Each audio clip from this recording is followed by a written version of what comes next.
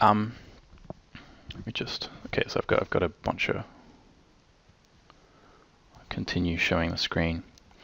Yeah, I work in Photoshop completely just because it's easier and simpler. It's not the best. It's never the best for line work or for anything really, but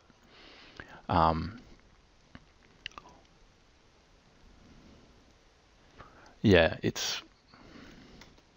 I find it's just simpler to kind of do it all in one program. And then, I'm not kind of swapping between things and messing around and stuff, but yeah.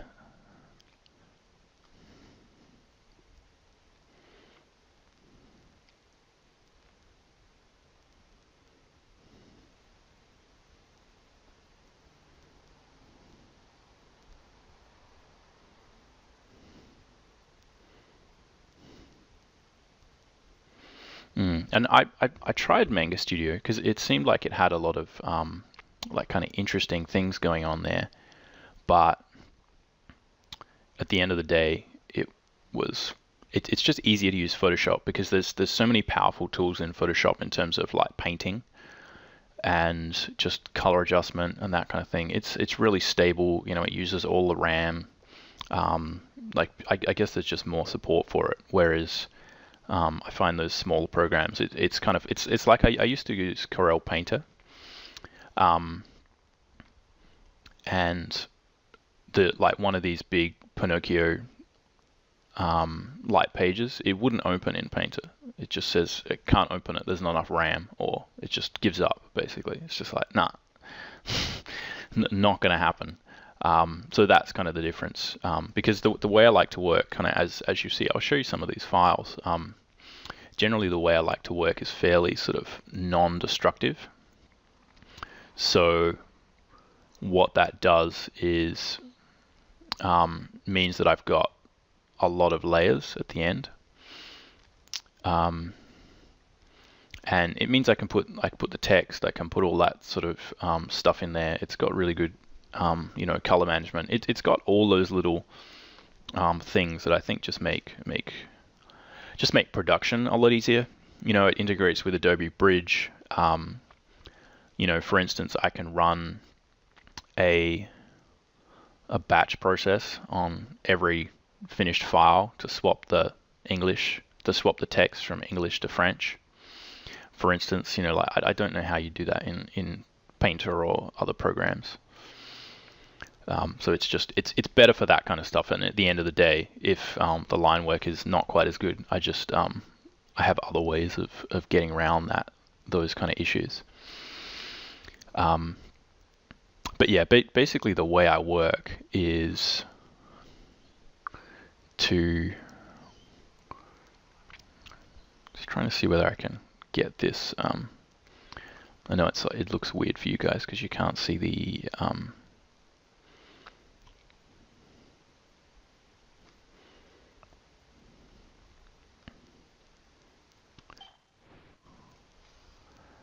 can't see what I'm actually moving around because I'm moving around that palette with the chat. But yeah, this should be better now. So yeah, basically the technique that I use is pretty simple. These are some like concepting shots from Pinocchio.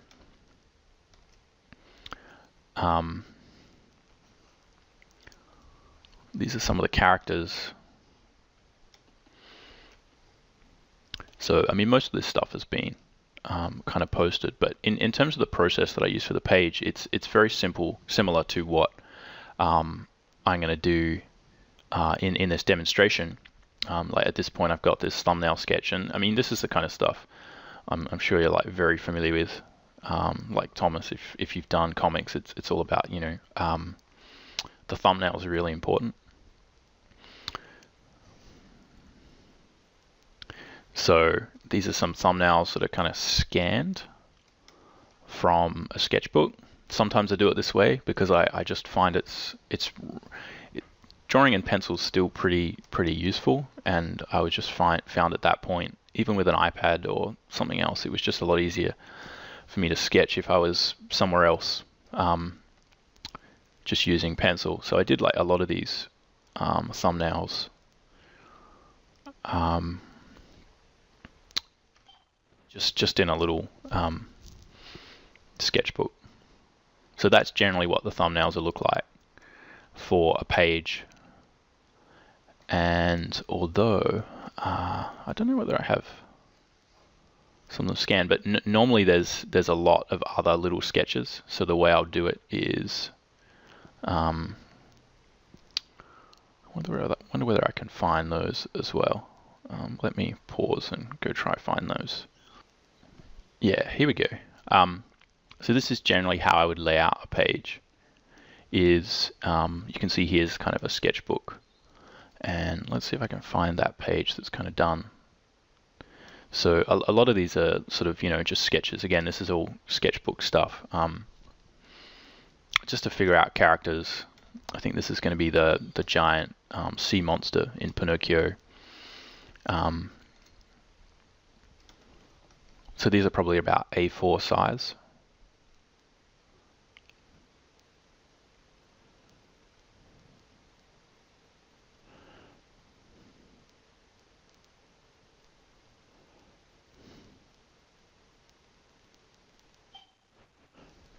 And what you see is I kind of often will just like do very rough sort of like just basically drawing boxes more or less, and then I'll have a go at some of the panels. And then if I'm working digitally, I'll kind of drag and cut and chop things so I can move them. But yeah, I think this is that page. So I'll kind of do a bunch of these little sketches, and I might do some of the sort of panels a little bit larger. This is one of those. It's a bit in the story where Pinocchio kind of flies on a bird. It's supposed to be a pigeon. I don't know how pigeons look like. They should be a lot smaller than that, but anyway, it's a giant pigeon. So yeah, I'll kind of do a bunch of I do and I don't because what I like to do is keep these pretty rough. So if I feel that something needs to be worked out, I'll kind of draw it like this, because I'm not sure whether that panel that I just drew as a really small thumbnail is actually going to pay off, if that makes sense. So I'm not sure that it's going to do what I want. I'll draw it out more so that I can gauge, like, okay, this is actually going to work. Yeah, but generally I like to think of it as redrawing it completely, and I kind of almost like these sort of semi-retarded little drawings that you can barely tell. I mean, only me and like David, my editor, can really tell what's going on with these. But yeah, but I do have some of these, and I'll go and look at that. But generally, mostly what it's doing is it's just figuring out the panel layout. So panel layout and where the balloons go, roughly where the faces go, and then I find it's often a bit more fun to kind of just redraw stuff. So then after that stage, I'll see whether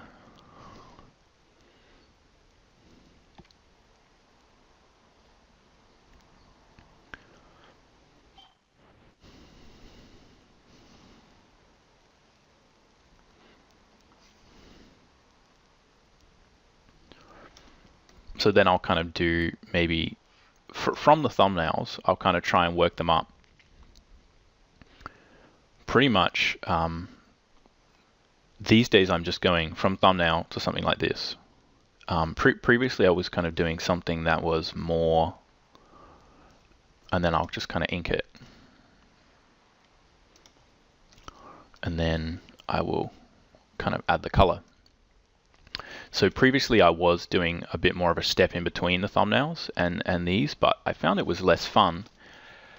And I'll really only do that for panels that, like a panel like this, which is quite complicated. It's this over the head perspective shot. You kind of got to do most of this. I'll sometimes do a sketch, but basically I have a rough idea in my head of how some of these panels are going to go out. And if there is something really complicated like this, I will have had a go at it. But I do find that there's kind of a diminishing returns with like specifically tracing these things. So generally what I'll do is I'll just they'll be sort of, I wonder whether I've got, might be, yeah. See how long it takes me to destroy this computer entirely by opening up a ton of files. So this is kind of maybe a step in between where it's not a thumbnail, it's not final lines, and we're just kind of roughing it out and getting a lot of the gesture down. But these days I kind of just do this a little bit and then I just move on to a finish line. I don't kind of leave it there because it's just faster. So yeah, you kind of have this, and then I would maybe and the key here is to also get all the text right. So put the text in at this point. So yeah, put all the text in, make sure the text is going to fit, and then kind of just draw it. That's often what I do now, and I find that that works the best. So because yeah, I think in terms of like tracing it and taking that sort of thing directly, I find that it's quite complicated because it's a bit sort of esoteric. It's the best way I'd sort of explain it. But some of the lines you make in a thumbnail are kind of useful and like good, and they look really nice, but some of them are just useless. And really the trick when it comes to sort of drawing them larger is figuring out which lines in the thumbnail in terms of the gesture lines are kind of good and which are just gonna waste time, because it's sometimes that line that was in a thumbnail, was in a sketch, just can't be in a finished drawing because it's incorrect. You know what I mean? It was a nice line, but it was in the wrong spot. So I think getting too attached to that can often lead to sort of yeah, just getting too attached to those little sort of little sketches. So but I kind of do that anyway. Like I find that I frequently sort of do too much of that. Like I'll always get attached to a sketch. So what the way I sort of solve it is just to not really draw that detailed in the first place. And I find that's something about Photoshop that is almost better because it doesn't create nice lines when you're doing sketches.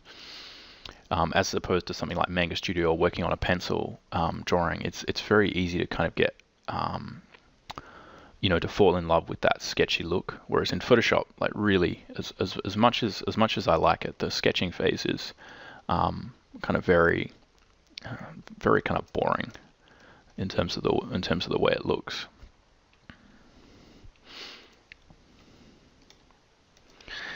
Yeah, so it's and I really noticed that more and more when I looked at like when I was beginning, I would always look at professional sort of comic book artists, and I noticed that their pencils always looked kind of really rough. They looked nice, they had like a nice flow to them, but they just weren't wasting any time on that sort of that stuff, and so I kind of tried to do that as much as possible.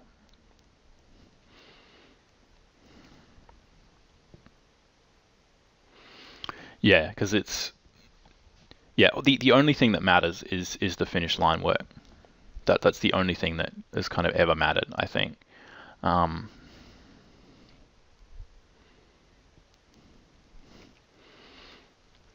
Yeah, so the thumbnail is really just about it's about the things that can't be solved in the next stage.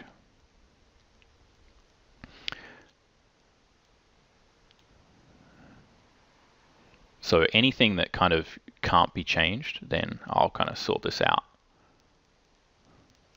Like in the thumbnail stage in terms of, but a lot of that is just text placement. So it's like when drawing comics, it's more important to sort of figure out if you've got a panel, like does the balloon go up the top, or does the balloon sort of go down the bottom? That sort of stuff is more important. And like if you have sort of two panels, like two people talking, like who's talking first. So if this person needs to talk first, then they need to be on this side because they need to link with the balloon. Otherwise you get that sort of complicated stuff where you've got balloons here and balloons here, and this balloon is going here and this balloon is going there, and that sort of nonsense. So mostly the thumbnailing is just kind of utilitarian.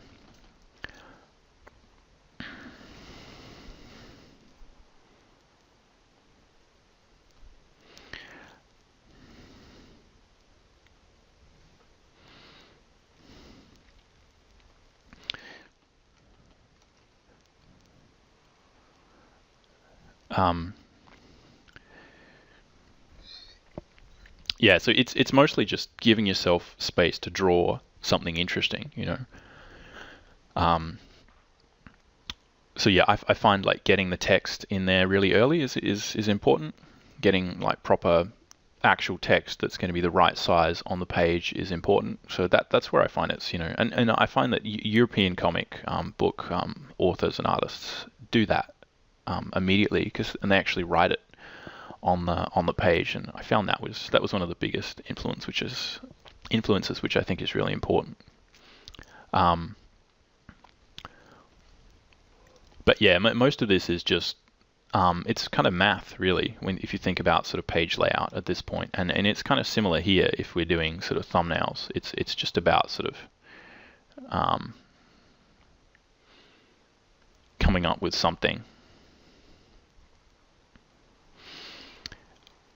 But yeah, with comic books, it's mostly just about trying to fit all the panels in the page, figure out which kind of which one's most important, which one needs to be big, and just trying to get it all in there. And once that's sort of sorted out, I think some panels need a lot of explanation, and others can be a lot simpler. Not everything has to be sort of super defined. It's always about putting the most energy where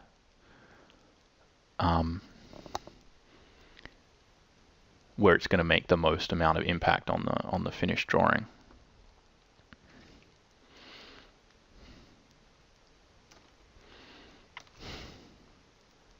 But yeah, I'll often redraw those little panels and stuff quite a bit.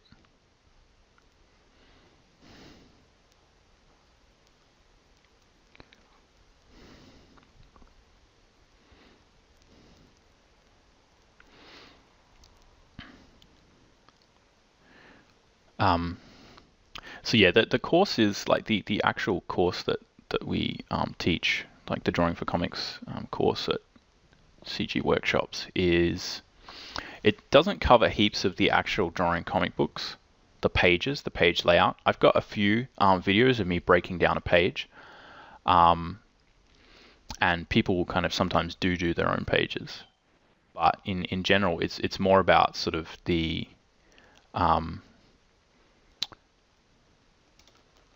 kind of techniques and being able to go from this thumbnail stage to like a finished drawing and being able to plan it, that sort of thing.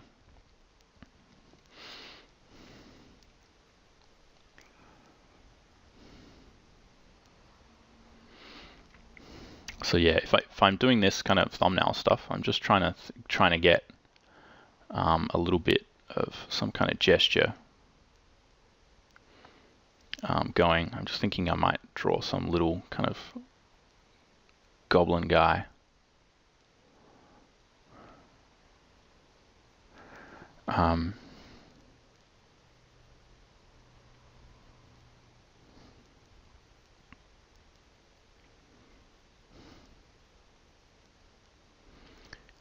Just because he's kind of going to be small, and I'll probably be able to get him done in time. But yeah, so because I find that yeah, like actually completing that first comic book page. I mean, I don't know how it was for you, like Thomas, like creating that first page, but I think it can be tricky for a lot of people to kind of actually get all the way through a page. So there's like with the with the course, some people do a comic page. Yeah. I can show you that. I can show you actually exactly what the course, like I can show you inside the course so you can see everything if you want. I'll just finish this guy and then I'll kind of do that.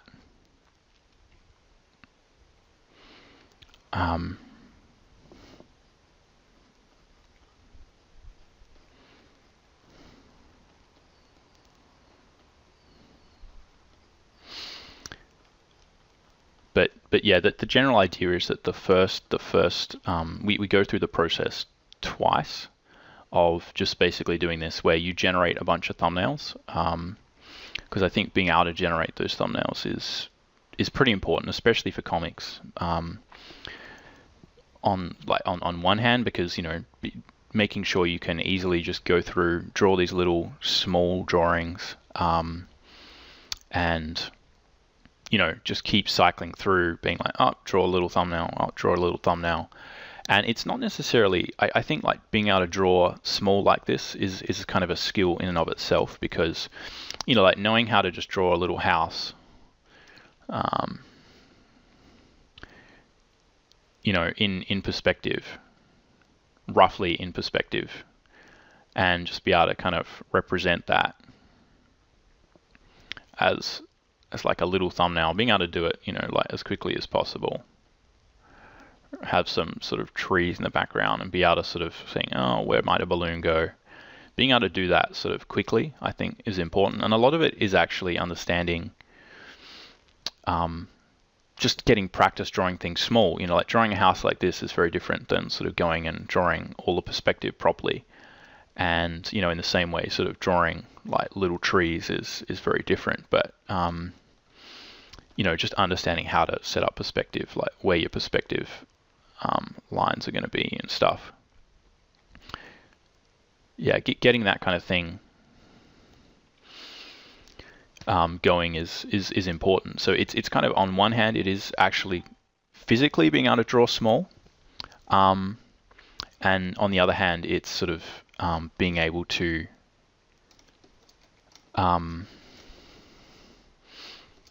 just have the practice doing it so you can do it fast. So it's not just sort of having practice drawing thumbnails. A lot of it is actually knowing how to represent things small. Yeah, it's mostly about the storytelling. I think often if you get the storytelling right, then a lot of the other drawings are quite easy. That's what I find anyway. Like if the storytelling is good, then it's very easy to pose the character, because you can feel that you have the space to like do that properly. And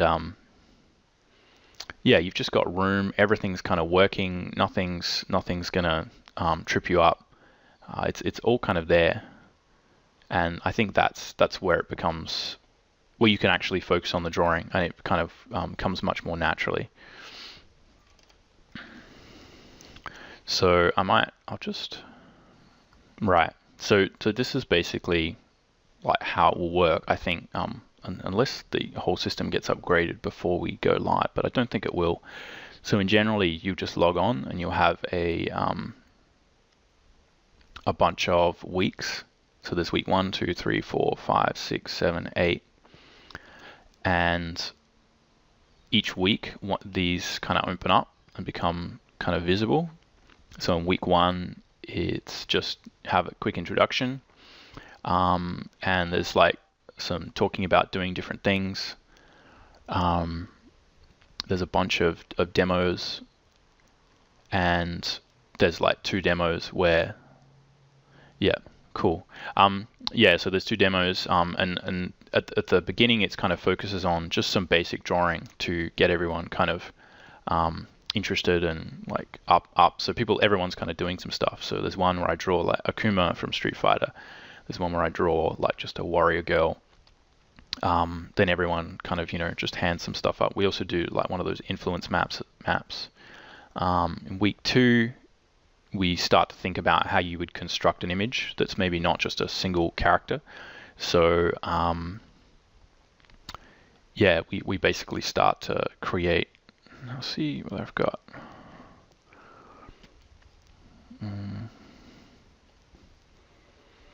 So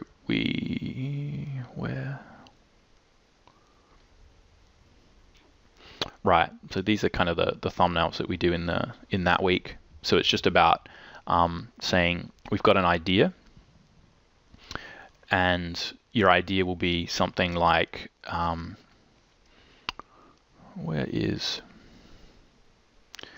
in this case it was kind of I just wanted to draw these things, and I selected these things. One was like this kind of character that I'd drawn. Another was sort of this character that I'd drawn over here. And then we basically just combine them, and it's just about coming up with a variety of different ways to like think about thumbnailing that idea. So we have and a lot of these are kind of quite similar, and it's just about cycling through different ideas and then coming up with a composition. And the composition I kind of chose was this one in the end. And so then the next few, so everyone kind of has to you do like 20 thumbnails or a set number of thumbnails, which really focuses everyone on actually producing different ideas. So yeah, we do some thumbnails for those. And then the next week we kind of start to do the finished line work on those.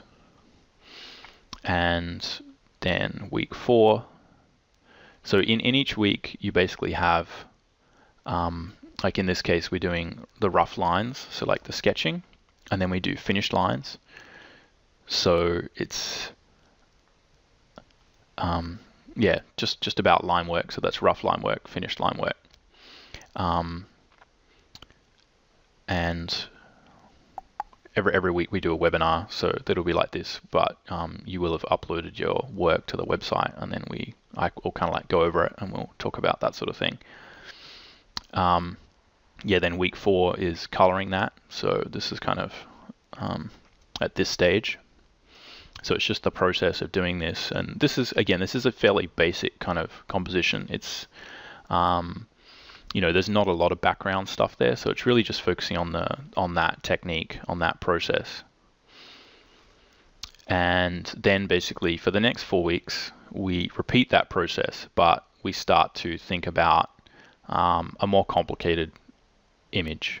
So again, week 5 is sort of thumbnailing, but by this time everyone's kind of got the hang of it a bit more and going to do more. Week 6 would be about just doing the rough construction drawing. Week 7 is about just kind of doing the final lines, and week 8 is about just doing the color. So if we look at that's this sort of image. Where are the thumbnails for that?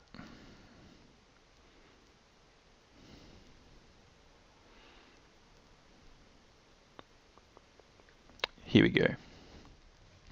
So yeah, that's just about taking some characters that you might already have and then thinking about placing them in to some form of sort of story narrative.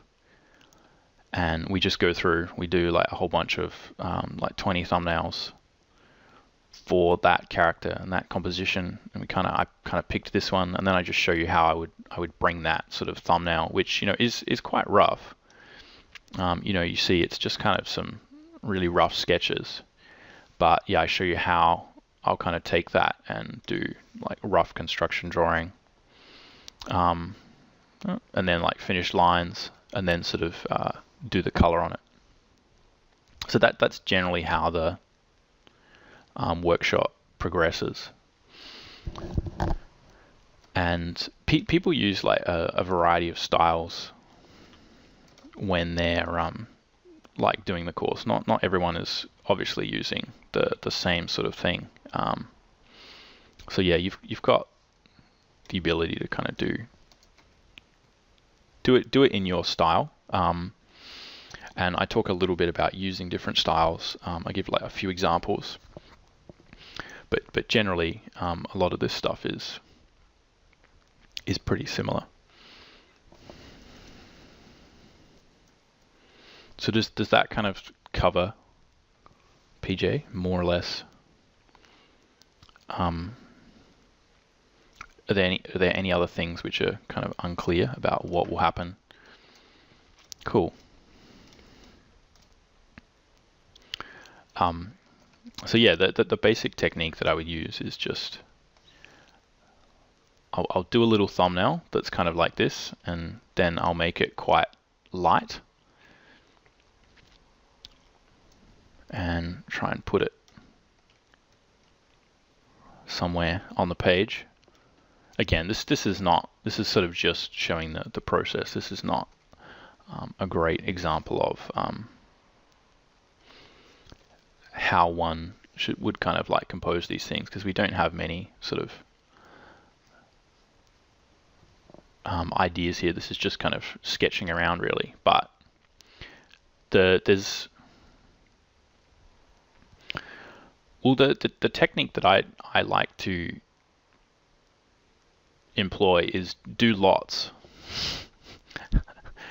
If you have like, so you know, if I was doing this sort of composition, I would try and do 20. If you're kind of feel like maybe you're not coming up with the most interesting compositions, then do 20 of the same idea, even if it's really boring. Like that was a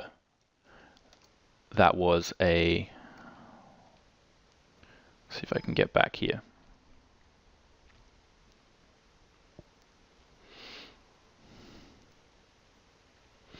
So that's one of the important things is like this is a little demo that I do sometimes for classes, which is just have like a very simple idea, which is like you have a witch and her cat. So she's got a little black cat, and the idea is you just draw 20 thumbnails of that. And after the first 5, you'll find that you kind of just keep drawing the same thing. And it's kind of, you like do one and then you'll come up with another idea that's very similar. And then you kind of have to stretch yourself to fill in the next sort of 15.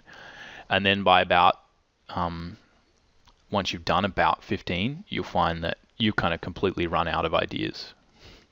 And I find that's when we start to think about different things. So like you've kind of gotten out most of that initial imagery you had in your head. And, you know, at this point, I think with these, I kind of did these 5 first, and then I did like these ones. It probably went along kind of here. And then I was like, I'm out of ideas. I don't have enough. But so I was just like, let's try and think of some different sort of ideas for what we could do. So I just, you know, started changing the perspective, playing around with the environment to get some different sort of stories, and yeah, just kind of started to develop things a little bit more. And then that, I think, I forget where the end of that image is. But yeah, anyway, at the end of that, we kind of you have a bunch of compositions to choose from. And I think that's probably the most important thing, is just having a bunch of different stuff to choose from. But a lot of the composition it's not necessarily just about composition in the abstract. It's about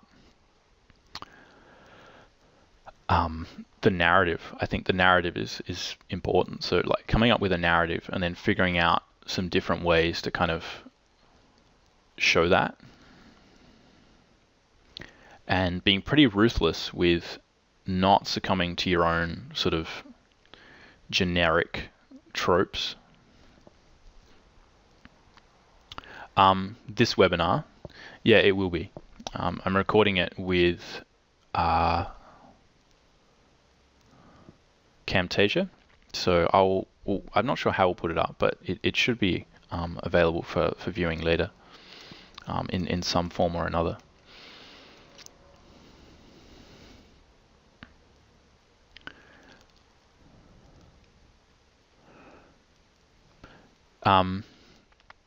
In terms of like whether you get hints on anatomy and stuff, basically it would be sort of like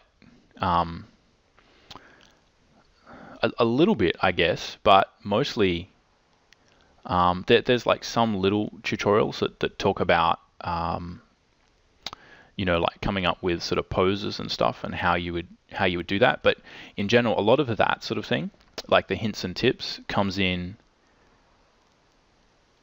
when you hand the work up to me and we go over it, and I'll actually show you anatomy on your drawing. So if you kind of are doing a drawing, and maybe some of the anatomy is not sort of working quite so well, then I'll draw over it and I'll say, well, we see how this muscle, like, let's go and figure out what's happening with this guy's muscles. Think about the form. So in generally, what I'm teaching is like how to like observe things and how to define form, because the issue is that with comics, I mean, I think if you go and check out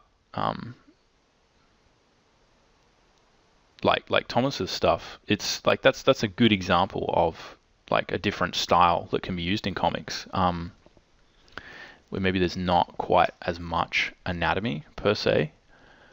And I still think with comics, it's and with art in general, is that it's mostly about communicating what you want,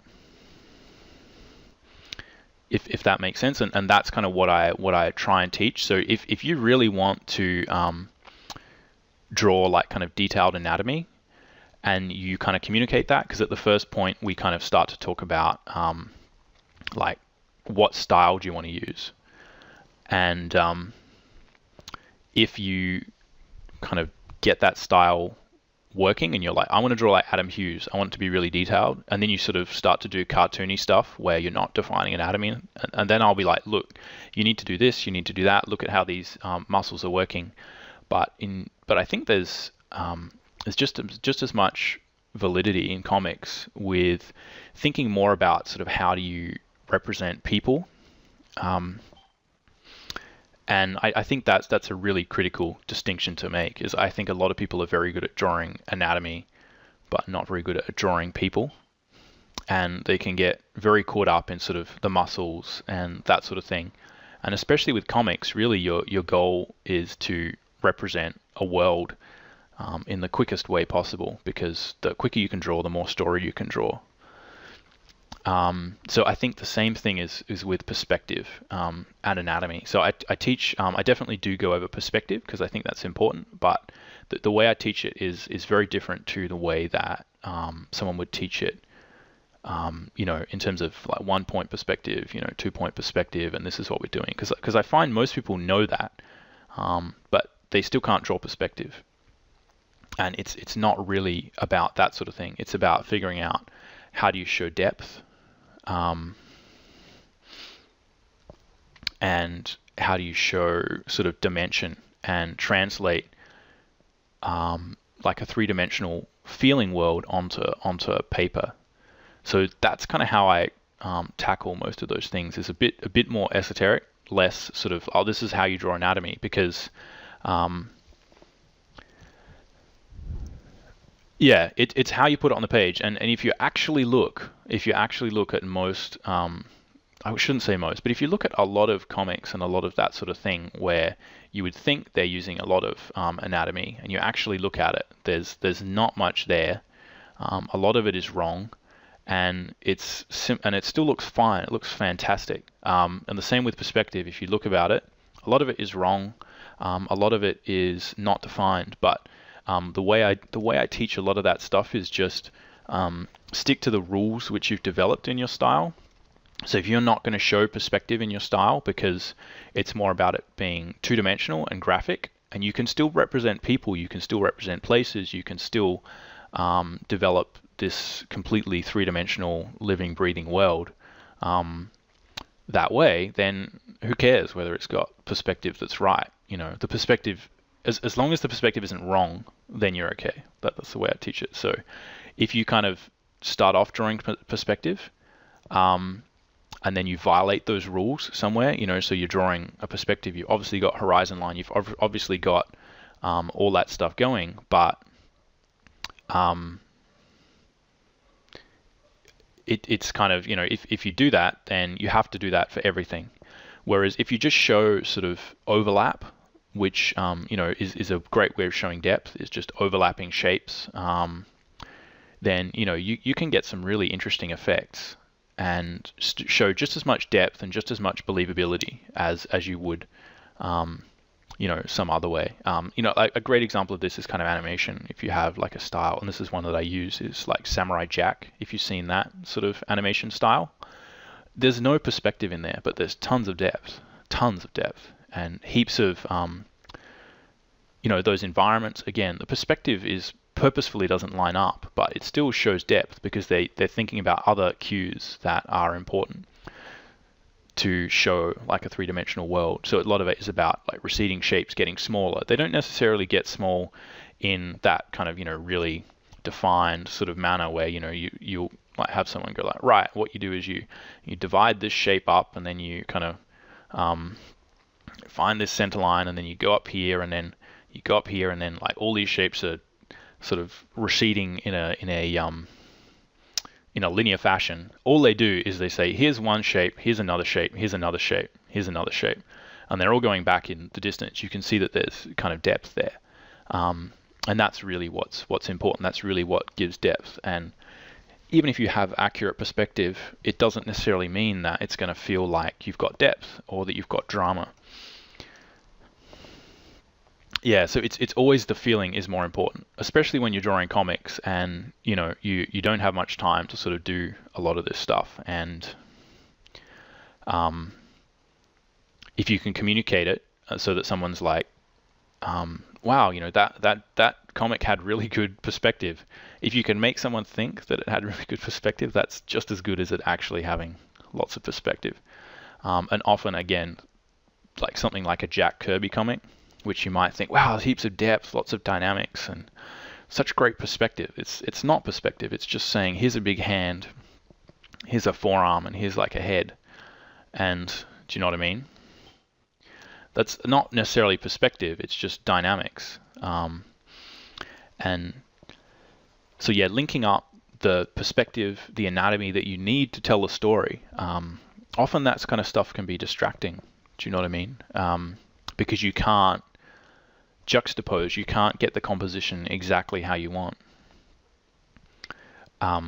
because you're worrying too much about perspective. Whereas if you have a style that's kind of a bit more subjective in terms of those technicalities, then you can just kind of, you know, get exactly the composition you want that's going to work exactly how you want. So that's not to say I won't teach you how to do perspective. I mean, if you look at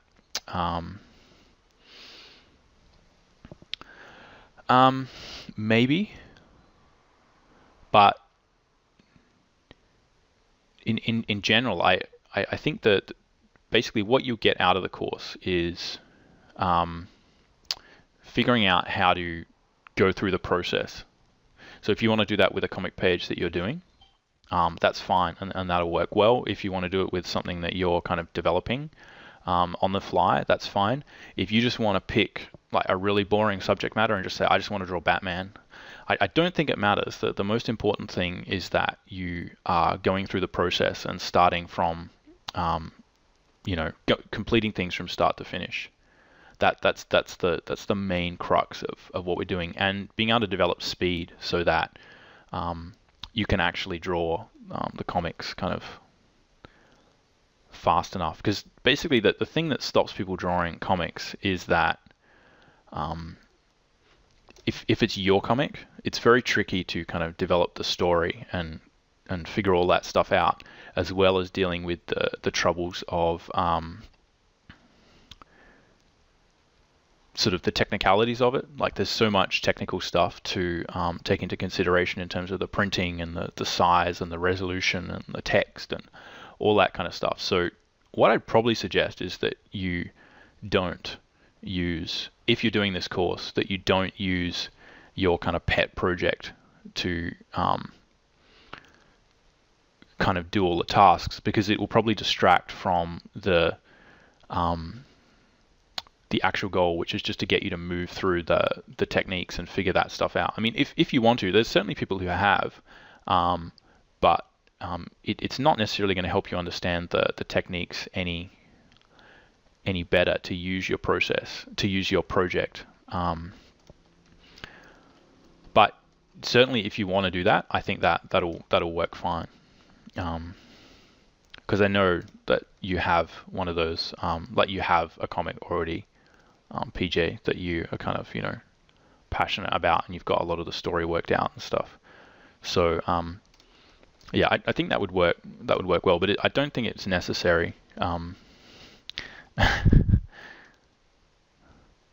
The most important thing is to just kind of do it and power through a lot of these exercises, so that it kind of actually gets done.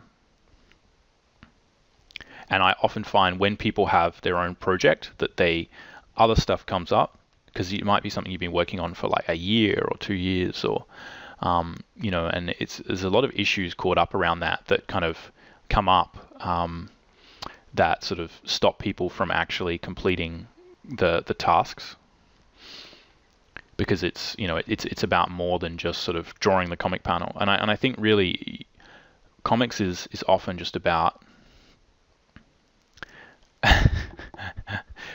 comics is often just about being able to draw badly and figuring out how to draw badly well, how to just kind of get through it and figure out what you've got to draw, and get over the fear of drawing. I think a lot of artists have a fear of drawing where, you kind of sit down and it's like, oh, what if it turns out badly? And you just kind of don't have the ability to do that when you're drawing comics, because you've got to draw so much. So that's kind of how the course will help people who kind of actually want to draw comic pages, is to just sort of do a lot of drawing and figure out how to just how to feel comfortable that you can draw a little thumbnail, and then you're comfortable that you can then take that and draw a sort of shiny image in there.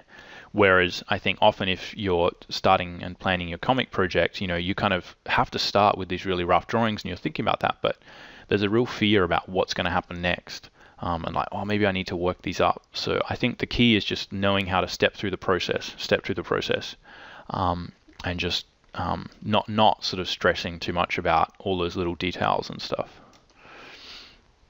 That certainly for me is the biggest difference between like doing other drawing and sort of comics. It's akin to animation in just the sheer amount of drawing that you have to do.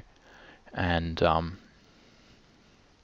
once you kind of get over that fear, just by kind of doing a lot of stuff, then it will start to kind of have a cascading effect where it'll be much easier to do other drawings. It'll be much easier to do other illustrations and actually tackle those comic projects without it sort of killing you and becoming this big sort of drama, which I think it frequently does for people. But there has been people who have done their own comic projects. I think there's quite a few people who do web comics.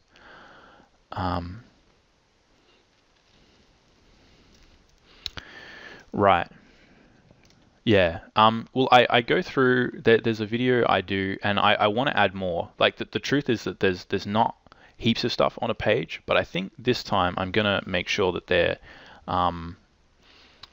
because basically in terms of how you break the script down, like that is its own separate object. But in terms of drawing a page, a lot of it is very similar to drawing a single illustration, but the color is a bit different. You have to think about how the color is going to affect the whole page when you're drawing a single panel. But I do go about showing how I break down two Pinocchio pages. And but frequently I find the best thing for breaking down a script is to do it and then to show it to either an editor or someone else, and then have them comment on it. So that's where it would probably be better, is if you have a script and you want to break it down, I would say try, and then when we do the webinar, you show me the script, like you upload the script and the thumbnail, and then I'll be able to comment on it. I think I've done that quite a few times where someone's had a comic book thing, and I've like seen, let's see how we would break this down. Because yeah, that is quite tricky, knowing how to sort of do it, and I find a lot of it is actually in terms of, and this is kind of what I go over. A lot of it is, I wonder whether it's here. Yeah, maybe I can show it directly. So yeah, I go about how I would break down one of these panels, one of these pages. This is a fairly kind of boring page, but I think that's probably a good thing, because often these pages are quite tricky to draw. So this is a script that I have that David Chevelle wrote about Pinocchio, and this is kind of how I would go about breaking it down. The first thing I would do is I just number each panel to make sure I know how many panels there are. And because a lot of it is actually math, I found. There's far less choices that you have than you think to lay out a page. So there'll be X number of pages, X number of panels on a page. And this is a really tricky page. This is quite subtle because it's just two people talking. This is like Lampwick, who's the guy who turns into a donkey with Pinocchio when they go to the circus thing. I forget what it's actually called. It's different in the Disney version. So this is just two people talking, but you kind of have to show some of the scenes as being kind of important. Some of them have to be close up. And some of them are specified as close up. Some of these panels are specified as being large. And in order to communicate the story point, some of them have to be large. So that's a mix of the scriptwriter has made choices, and then I have to make choices as well in terms of what I think will actually look good. And sometimes I have to make panels which might not actually be that interesting, kind of large and interesting. So it's a matter of saying, okay, well, I have these first 5 panels, and they're kind of described as being similar, and they're just him talking, and so I've got a fair bit of text that I have to fit in there, and it's just a matter of sort of managing that and saying, well, that means I've got to go 1, 2, 3, 4, 5 panels in a strip, because I can't have this one, number 5, on another line, because it's kind of part of the same thing and it needs to be the same sort of size. So that really defines that choice. And it's similar as you go along. Then I'm like, well, this one, by virtue of the fact that it's two people talking, is probably going to be better to have it as like a horizontal panel rather than a vertical panel, because it's going to be easier for me to draw two people. So a lot of the choices that are made in terms of storytelling, I find anyway, are kind of automatic. And I'd say probably 70% of a page is kind of choices that really are best made in one way. And you can certainly mess around with that. Like there's different ways that you can kind of arrange them in a panel. You can sort of, you could sort of have these two people talking like this. somehow, but really this is going to be the most logical way of doing it. And so it's just a matter of doing that and then just trying to fit it in with the kind of strips. So because story components kind of like to fit in an area like that, so that it'll be like that's one beat of the story is contained on a strip, and then the next one is where you break. So it's almost, especially on a European page where there's so many panels, it's almost like you have 2 pages and you definitely have 2 major story points on one page, as opposed to like a manga where you really will have, if you're lucky, you have 1 story point on a page. In European comics, there's often have 2, so you've kind of got to balance it and separate things out. Otherwise, you just kind of have this sort of window effect where it's just like, lots of little boxes, which does work, like Tintin and books like that work like that. But yeah, a lot of it is kind of math and figuring out where things go. And I wonder whether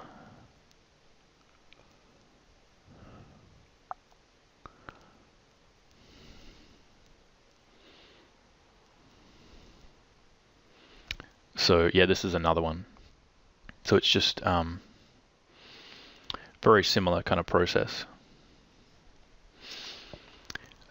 But yeah, so I talk about some of that, and I'd like to go through that some more, where we kind of do one of these thumbnails and then I'll work it up. I've got some of that recorded, but it's not part of the course at the moment. But that would mean if you did want to work on pages, that would give some guidance in terms of how to go from that thumbnail stage, how to break it down. But yeah, the real key there is breaking it down yourself and then sort of having someone look at it, because even myself, it's really handy to have an editor who's going to look at that sort of thing and then comment on it.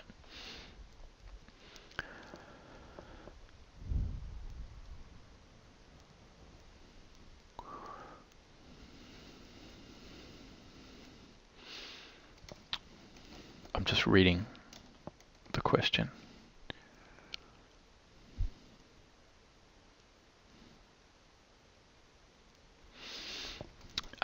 What do you mean by a study, I guess, is because I don't want to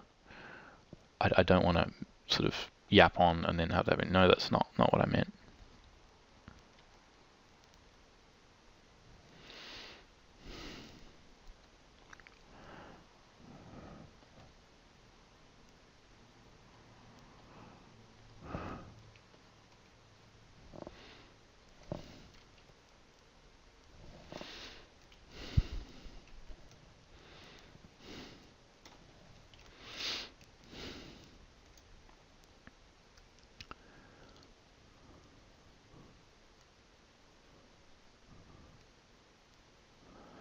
Oh, like you want to learn how to draw a waterfall and you're trying to draw it in the page and you don't know whether you should sort of stop and figure out how to draw that.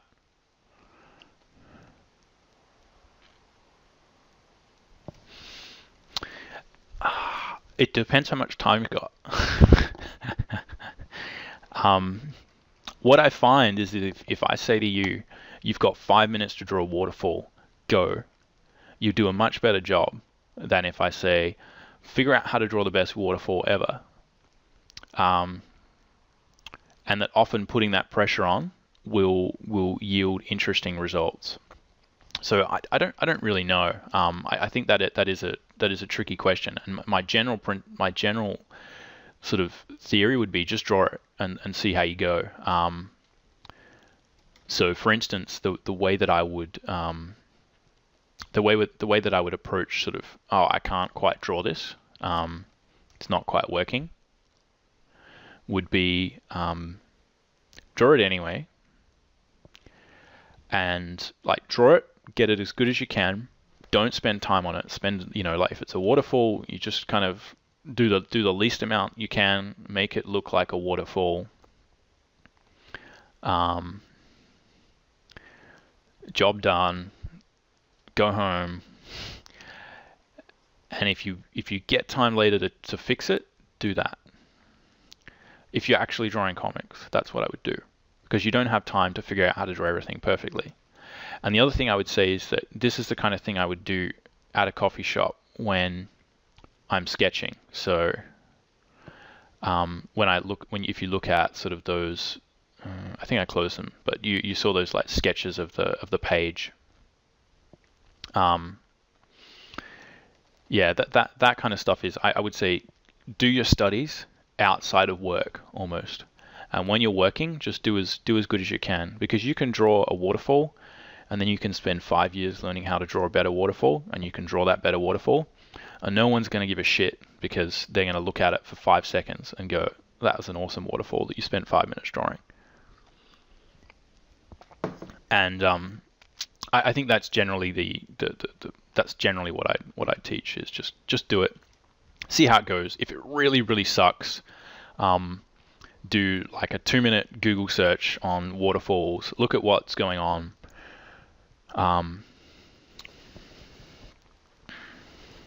and just like do the best you can. So yeah, it's always like that, is don't do studies. If you do them outside. So it would be a matter of saying, oh, I'm going to draw this book, and I've got 2 pages where there's waterfalls. I'll see that in the script, and then in my sketchbook when I'm at a coffee shop, or I'm like sketching with friends or something, I'll be like, what's a waterfall look like? Let me do some little studies of it. But I would definitely not break from drawing the comic if I can avoid it, because it'll just suck up time. That's not drawing comics. That's looking at reference. In terms of, just to answer the question about like format, sizes, and paper types and stuff, it has a bit. I talk about sort of generally what what sizes are likely to work well. But I talk about resolution. But in terms of, most of it is digital, so I'm not talking about like paper types. But if you want to scan stuff and do that sort of thing, that's fine too. But it's so different. Do you know what I mean? Like a European comic size, there's about 3 different types of paper sizes that you can use, and each publisher will have a different sort of specification for sort of where you can put the art. Some will be like, oh, no, only in here, in big borders, and others will be like, oh, we want it up here. Some will be like, oh, up here. So a lot of the technical information is not there, but you have you have copies of all the final files that I put up as a PSD, so you can check the kind of resolution and stuff. Right. Yeah. No, there's not much about that kind of stuff. I should probably put some of that in. In terms of the files, what I do is I use Adobe Bridge a fair bit, and I just have quite a simple file naming system. This is just like Pinoc, which is Pinocchio. FP is final page, as opposed to like a storyboard, which would be SB. And then it's just page 01. So this is the first page. Obviously, like this one is page 3.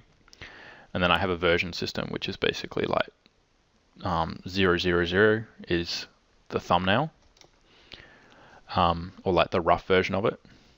And this one would be 001, which is the lines, and then that's 002, which is the color.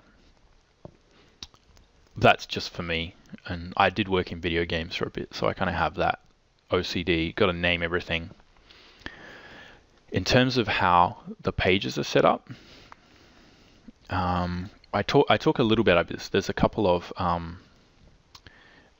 short videos in the later weeks that talk about kind of how these pages are set up, and that talks more about sort of where you would put the balloons, how you do some of that stuff, because this kind of thing is important, and it will save you a lot of time. But it's just talking about, like, for instance, in all these files, I have like a file above, which has kind of got the text. I've always got French and English text in separate. I don't think that one's got the French text in it yet, but they're in separate files. I make sure that they're all in the same place, because that means that I can run actions on them. So I do put things in groups, and this is all the balloons. And then we've got some color adjustment.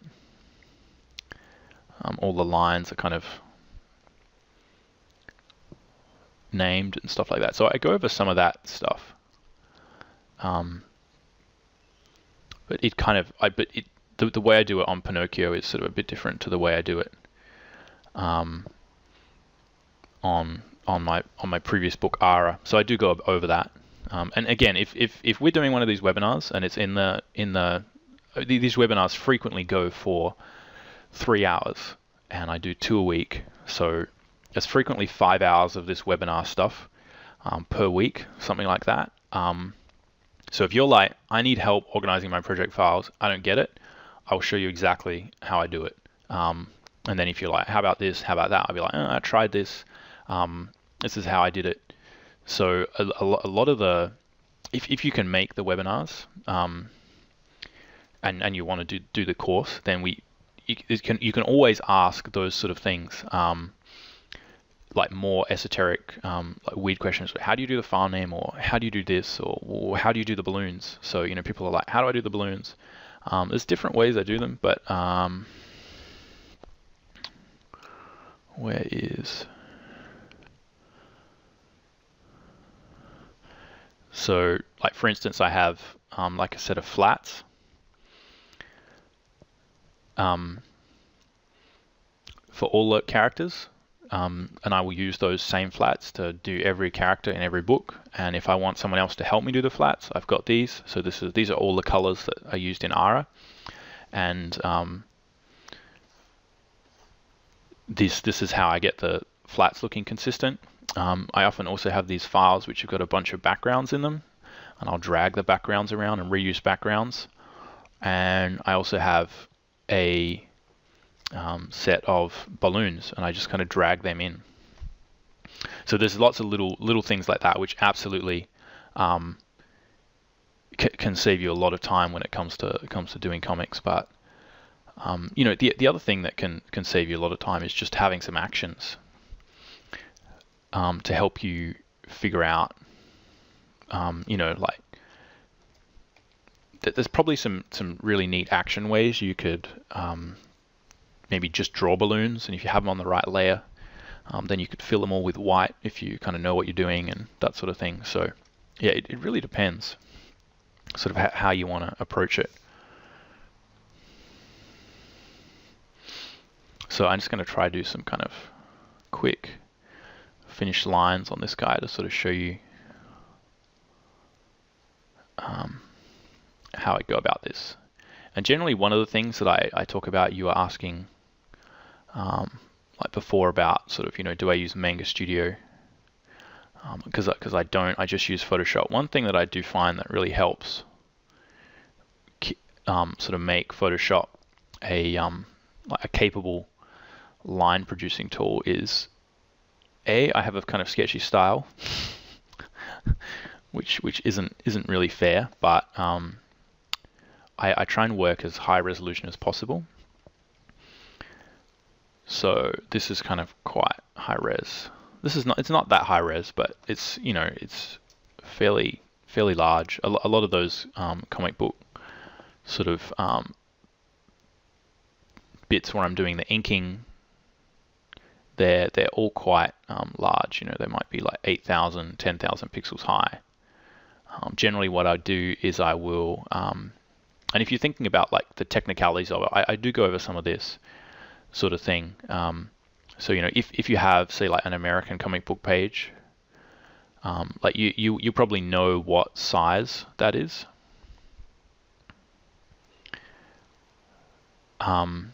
Like physically, you know what the final printed size is, because it's just the size of the book at 300 dpi, and that's kind of the file that you would need to send to a printer.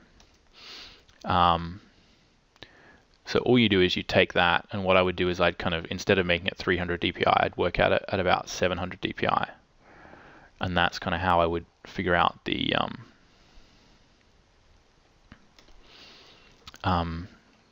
sort of resolution for doing final lines. So pretty high resolution. And I find that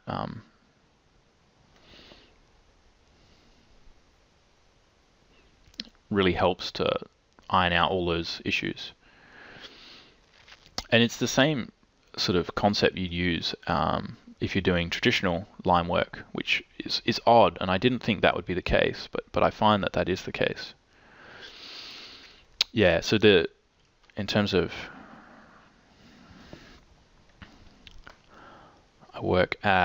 I don't do the coloring at 700 dpi because I don't think the machine would take it, but so like this, if you look at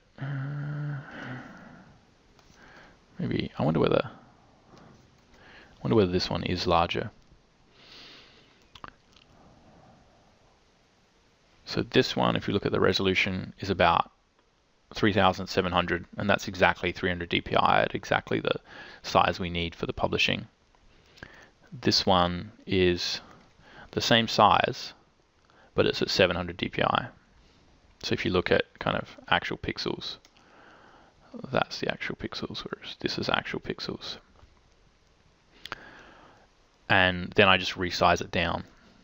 And so you can see like this is pretty messy, you know, this is pretty sort of, you know, all over the shop.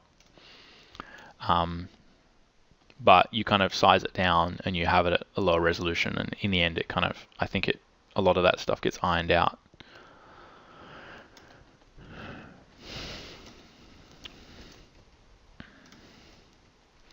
So I don't know how this is going.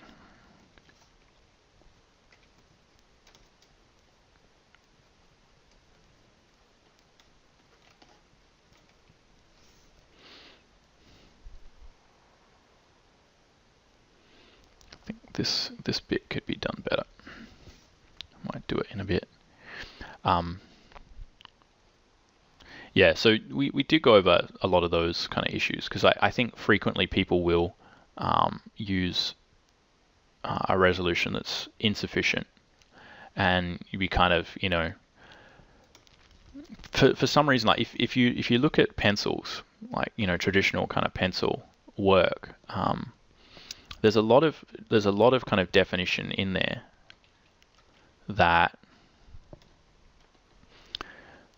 you kind of don't see, like when lines overlap and lines get a little bit darker and that sort of thing. There's lots of information there. And if you're working at a lower resolution, what you'll find is that at a certain point you kind of max out the amount of detail you can put in, and it's very difficult to kind of go in and add anything more, because, you know, like at some point you'll kind of be drawing lines and you'll kind of have maxed out the amount of sort of, and you're just kind of drawing more lines over more lines, and there's nothing there that you can do. Whereas when you're working at high resolution, something more like this, I find that just for some reason when you're like overlapping lines, there's more subtlety because there's more pixels, and especially when the kind of brush fades off and it's getting quite small, there's actually definition there. So it shouldn't make a difference, because you should think, well, all you do is zoom up and, you know, work in more detail, but it doesn't seem to work that way, I find.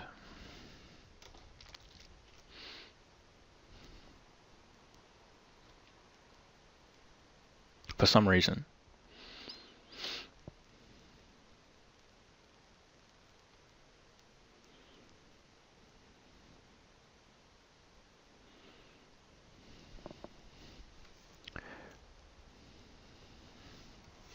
See, I'm just going to try and ink this guy.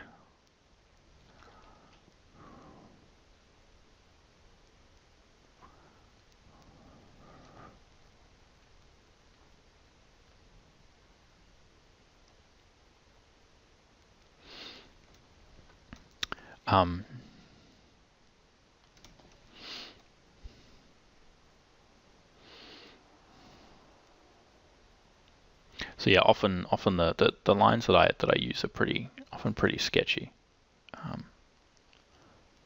and like these days you can sort of rotate the canvas in Photoshop, but generally I started drawing before you could do that, and so now I kind of tend to not worry about it too much.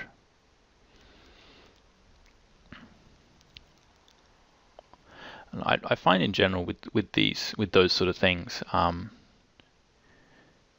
if you just kind of console yourself with the tools that you have at hand and what they can and can't do, that you will always be able to create good artwork.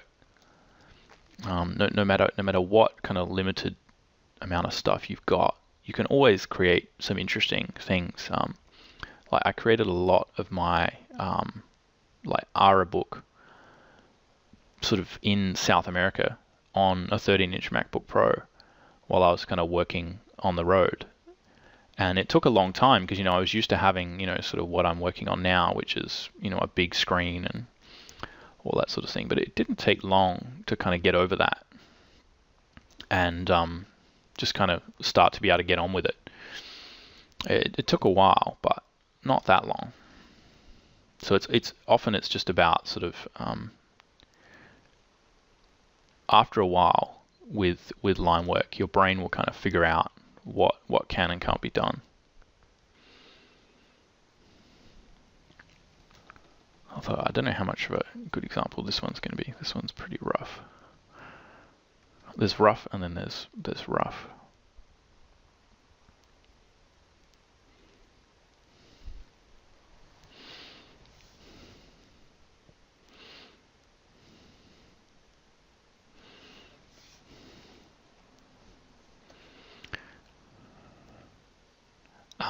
And yeah, sometimes I draw with a more sort of traditional media style brush that looks a bit more like a pencil, but at the moment I'm just gonna use like a very simple kind of round brush.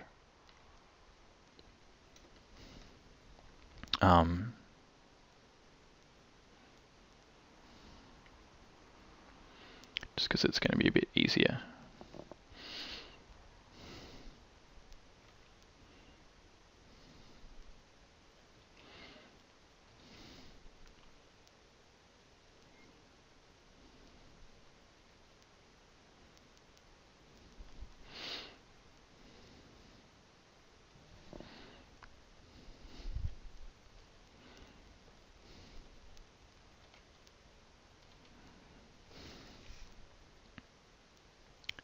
And yeah, normally I wouldn't do quite as much fiddling around at this stage, but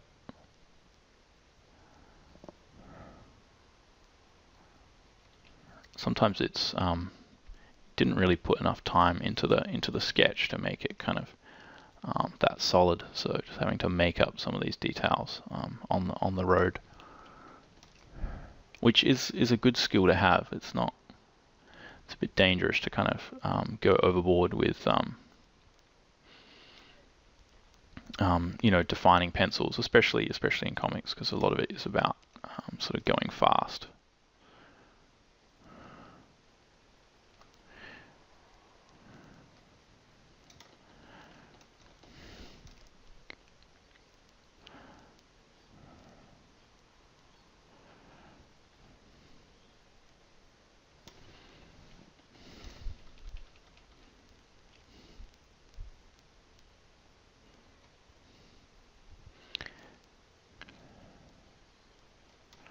Yeah, and this guy, like if we resize him down a little bit, I think a lot of that line work will kind of start to sit a lot better.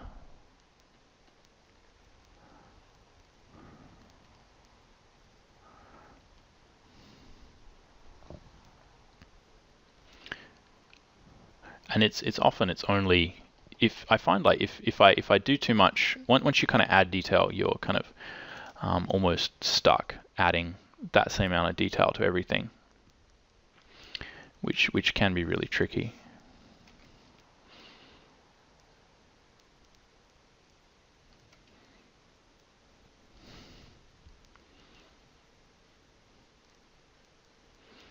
And a lot of like this sort of inking is about figuring out how much information you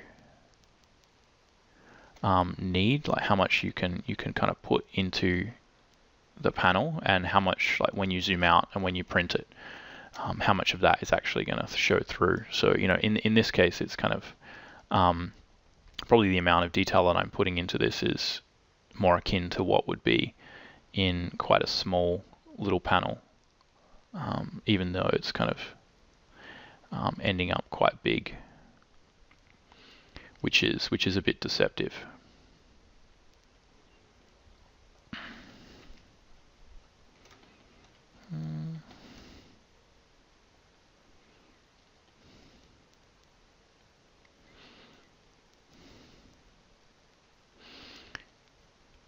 Because a lot of the times in those scenarios, it's much better to suggest detail than it is to kind of go and create lots of detail.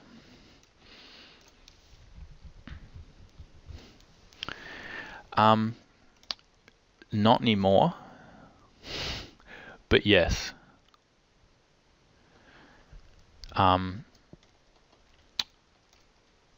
I try and get most of that stuff sorted out before I go to the color stage, but certainly, like before I go to the inking stage, I'll make sure a lot of that is kind of sorted.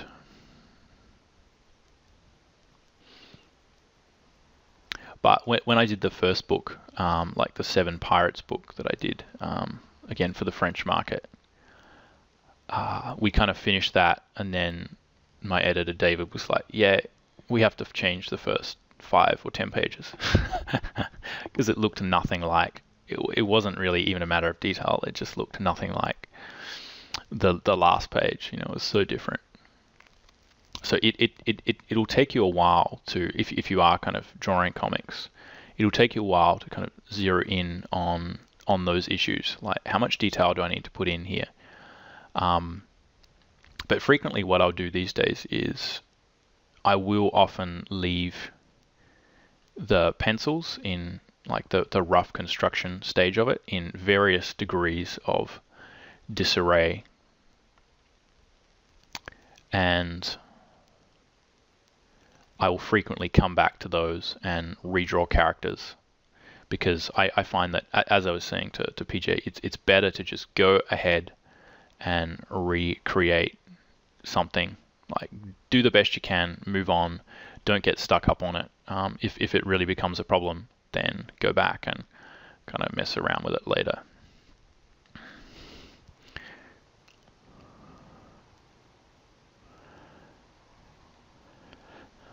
So I'll do a lot of matching up at the pencil stage, at the rough drawing stage, because I'll find that it's not so much different level of detail, although it might be, but what it'll be is that the characters don't look enough like each other.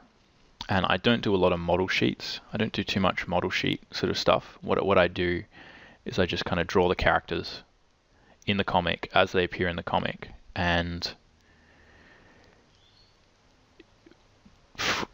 for the first few pages they won't look enough like the same character, but after a while it'll sort of start to come together, and then I'll go back to the first few pages I drew, and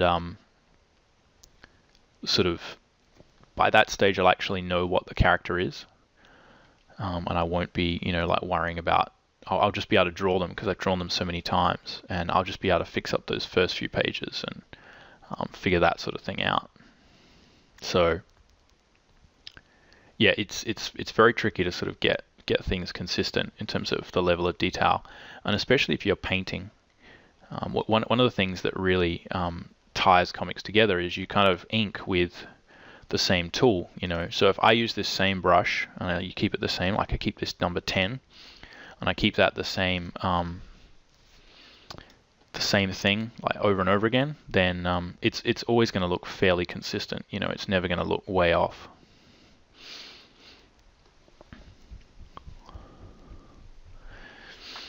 In terms of the character design, it's I found that doing model sheets is useful. It's good, but it didn't necessarily let me figure out the character, because I find that I need to kind of have the character in situ talking for me to really figure out how they look because it's only when you've kind of got those expressions, and you can see them on this page, they're actually there, they're talking, and everything's actually happening, that I can judge whether or not the character design is working.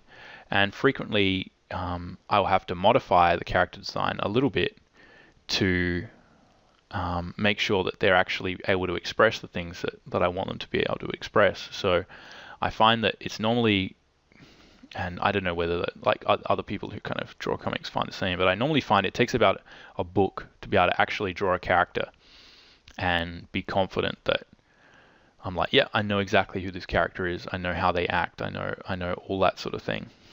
Takes a long while to actually be able to draw a character from page to page. And I think a lot of people sort of tend to just draw very similar characters. You know, they'll have like, this is the standard bad guy that someone draws, and you know, you'll often see very distinctive kind of models that people are using.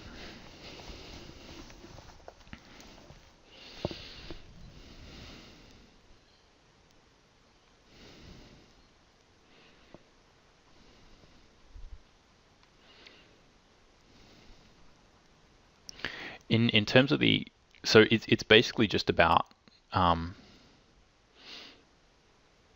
drawing them lots. There's no other way to get through it, I don't think. Not that I've found. You just have to draw that character lots and actually understand it from an emotional perspective, so that when you kind of want to draw them shouting, you just draw them shouting, and that just happens. And I think a lot of people kind of don't like that aspect of comics, but I find it's quite good once you get to the stage where you kind of really know a character. It's very effortless to sort of draw them, and that's quite fun, actually. I quite like that aspect of it, and just being able to kind of really draw a character quite quickly. In terms of the environments, what I do is I copy them directly. I just drag and drop an environment from one to another. And you know, I frequently will do that, especially if it's not an important sort of background. I'll do a lot of sort of just in Photoshop copying stuff. So I have things on different layers, and I'll just copy one from one page to another page and move it around a bit. And that's kind of what I was showing you. I had those big environment files of from that ARA book that I've done. And yeah, like literally I would have like a sky, and then I'd have some mountains, and then I'd have some trees, and I'd kind of put, if I get this done quick enough, I'll kind of show you how some of that might work. But yeah, basically like, oh yeah, I've got some trees, I'll put them in front of the mountains, I'll put the sky in front of the mountains, and then yeah, see what happens. So yeah, literally sort of like cut out dolls. And then of course you paint over it a bit, you know, like as much as I need. But often that's something that I learned from doing a lot of concept art, because people would frequently do that sort of photo bashing.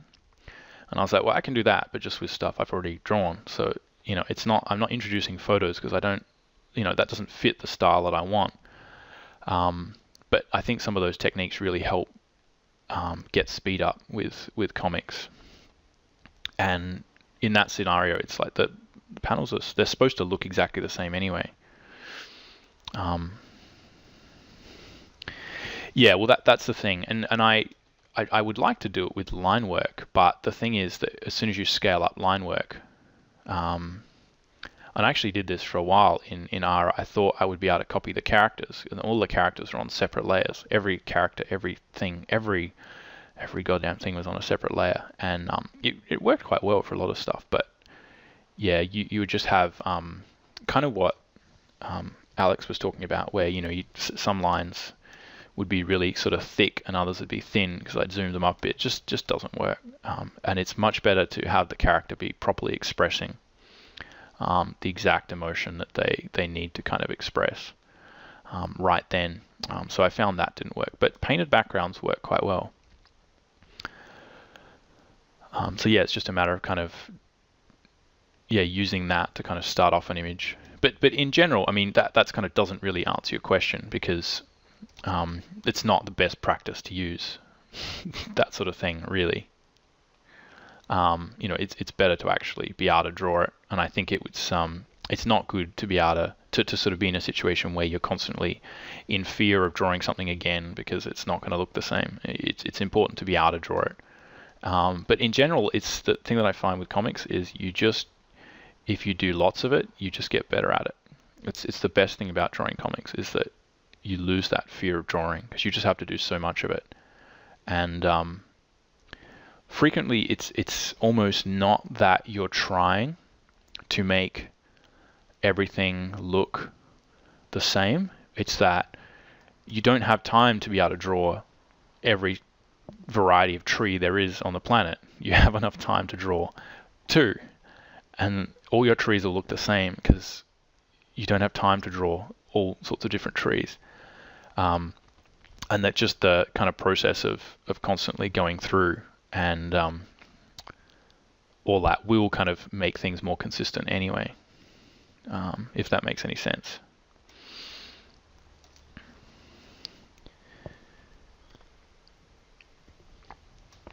But yeah, I have that asset library where it's kind of, all the characters, I know what the colors are going to be like and stuff. And I'm kind of pretty confident about the backgrounds, and I would just kind of draw I think I only drew a few trees drawing Ara, even though it was set in the forest, just because you could kind of copy them and you could merge them and like move around, and by the end of the day they looked like new trees. And if you see kind of how much people who do concept art, because I kind of also teach and do like workshops with CDW studios, and I'm frequently around people who are doing sort of concept art, and they'll be doing heaps of stuff with photos, and to me it's kind of amazing that people can get such sort of a variety of different looks using photos like that. And you just know how to take a photo and kind of rotate it and move it around and make it look different and make it kind of suit your needs. So just seeing how that sort of stuff works, it's very easy to see that if you can do very similar stuff just by moving things around yourself.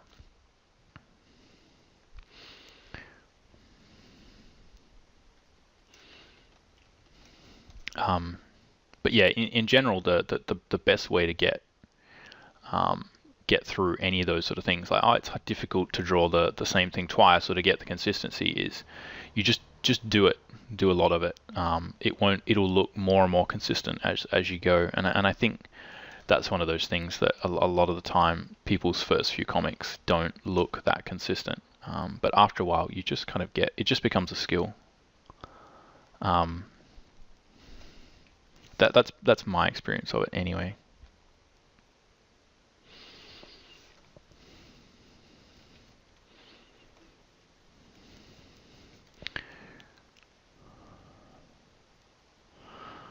Yeah, so almost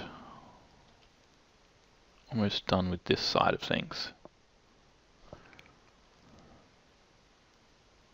Again, this is pretty sketchy, and really this guy doesn't have enough detail to fill up this whole page that he's filling up. So I might resize him down, and I'll put some background stuff in there.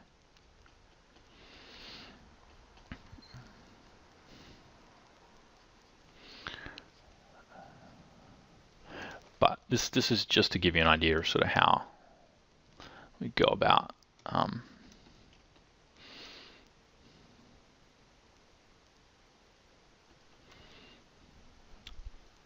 sort of taking something from sketch to finished.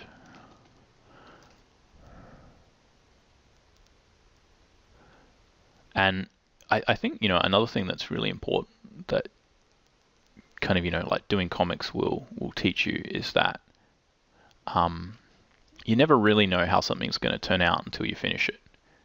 And often things that don't look fantastic, like line work wise, once you kind of get in there and sort a lot of it out, and color it and put all the effects on, and you kind of put the word balloon in there, and it gets printed, and it's, you know, a lot of that stuff just kind of disappears, and you look at it for a little bit of time and you're like, ah, that's a great drawing.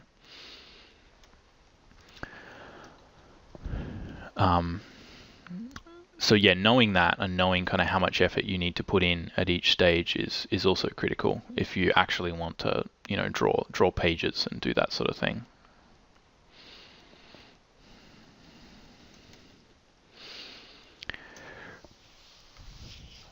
Yeah, it's just basically just keep going. I mean, that's very simple. It's a kind of like it's more like Anthony Robbins than drawing, really. It's more like self-help. Just kind of do things. Don't worry about it. Like MBA business kind of stuff than it is sort of drawing specific. But I think doing comics needs some patience. I think so, but I mean, I didn't have that patience when I started. I was kind of very very impatient, and I think all that really changed is that I just learned to be able to do this kind of inking stage, because some of it is very exciting, like genuinely very exciting, and kind of new, like coming up with ideas is very sort of, you know, I'm coming up with all these ideas, I've got this story, you know, you're doing all this thumbnailing, and then probably about 70% of the work is just sitting there doing pretty menial stuff, and it's a matter of like managing those different parts of your process. And, you know, like, so you'll be doing a lot of kind of really intense development work, and then you probably have, you know, out of the year maybe 8 months or something where you're just sitting down and doing this stuff, and that's when you like listen to music or chill out, and it's very much like a cathartic, normal kind of job where you just wake up in the morning, you sit down, or yeah, like you listen to audiobooks, listen to a fantasy series that's like 40 hours per book. I mean, you can do anything. You can do a lot of stuff when you're kind of just drawing and doing this sort of thing, and it's more like just, you know, like just doing this kind of, you know, fairly menial task. It's not super exciting, but it's kind of fun, you know. And there's little tasks that you can make yourself, you know, interested in. And it's basically like, you know, today I was looking at the pages I did yesterday, and I wasn't really happy with the hands. So, you know, this week I'm really just going to try and work on the hands. So that's kind of how it is. I think, yeah, it does require some sort of patience, but mostly it requires that you find something you care about in there, like in that drawing, in that page, and that you can get emotionally involved with it. Because otherwise, you know, people are always, oh, you're living the dream, you know, drawing stuff, and it's like, actually, it's pretty boring to have to draw the same thing over and over again. And a lot of people kind of do comics and then quit because of that. You know, they just can't be bothered doing it. Yeah, and it can be tricky. Sometimes I think no music is best. If you're struggling, just turn off music, put earplugs in, and just ink and really focus on it. And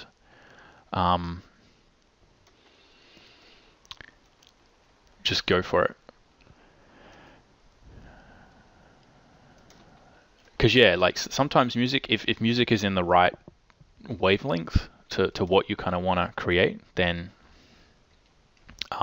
it'll be fine. If it's not, then it'll be kind of jarring. But and another thing that I kind of tend to find is that a lot of it really depends on just trying to figure out where to put this guy. A lot of it depends on kind of how warmed up you are. So if you are doing comics professionally all day, every day, then it's much easier to just sit down and you'll be in the flow and it'll go fine. Whereas if you're not, if you're sort of trying to do this part-time or something, it is a lot trickier to kind of warm up. And then I think it's better to not listen to music. Just sit down for at least an hour, get into it, really focus on this. And then after a while, when it kind of becomes boring, then that's when it's kind of, I think it's a better idea to, like listen to music, listen to a movie, like watch Lord of the Rings extended edition for 12 hours, and then all the extra things for another, I don't know how long, there's 16 hours of extra stuff, and do that while you ink a book, because you can, after a while, you just get into it and it's just automatic.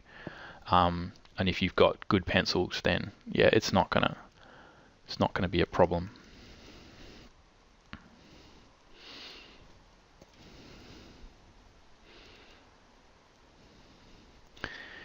Yeah, it's especially if it's a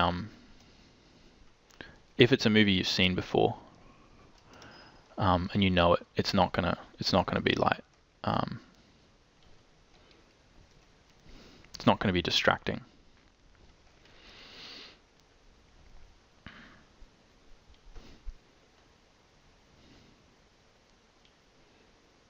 So what I'm doing here is just I'm going to make these lines kind of sepia.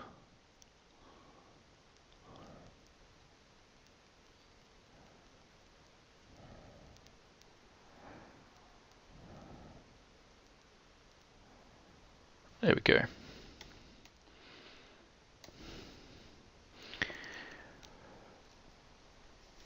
Yeah, it's at some point you have to, that's right, I would say, Nicholas. It's like at some point you have to figure out how to be able to do it, even though you kind of are not feeling like it all day, every day.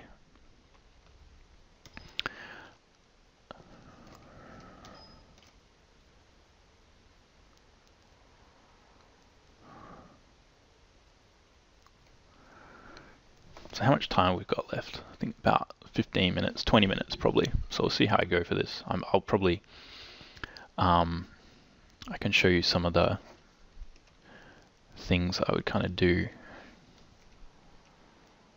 to speed this up a bit.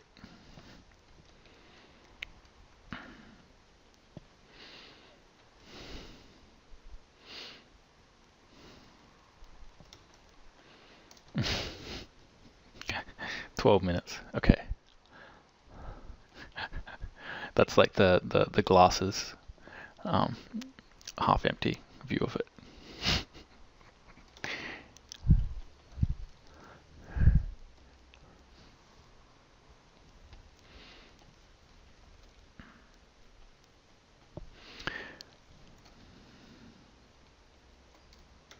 Yeah, well, I think it'll be fine. I don't think it's gonna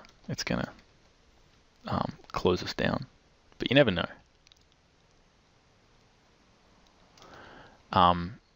So yeah, I still think it's good to do some form of flatting on this kind of work, and make sure that you've got this kind of character on a separate layer. That'll make adding backgrounds and stuff a lot easier.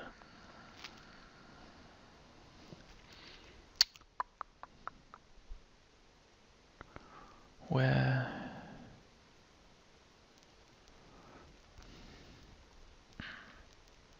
So yeah, what I might do is grab one of these sort of files and see what we can do.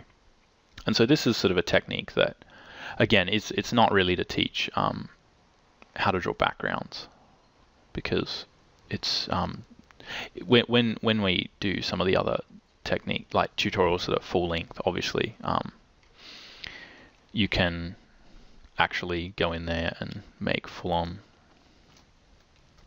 backgrounds and stuff. But frequently with this kind of thing, I sometimes use little techniques like this, especially when I'm doing demos, to just kind of put a background in there, because it makes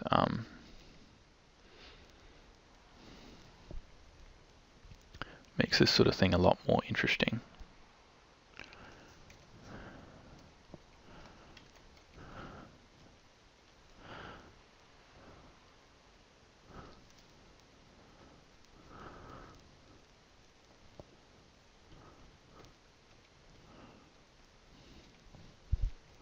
I haven't heard of that.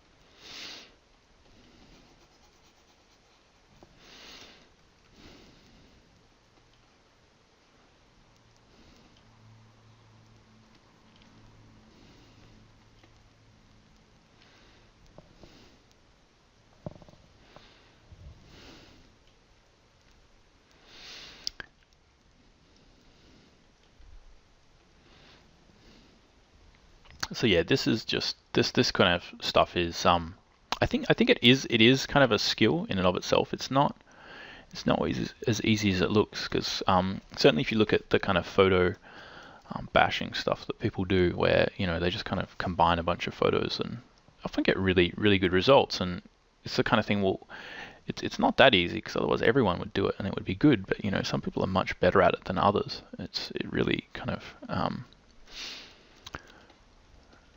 can really be a big variation.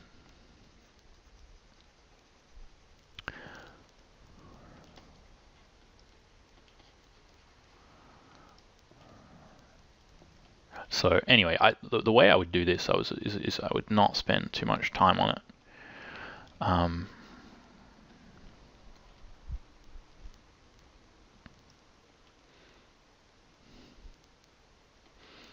And just see whether you can get the kind of basics there quickly, because sometimes these work, sometimes these don't work. Sometimes it's important to kind of try something else. You never know, and it's always about sort of trying to match it up with a composition sort of somehow.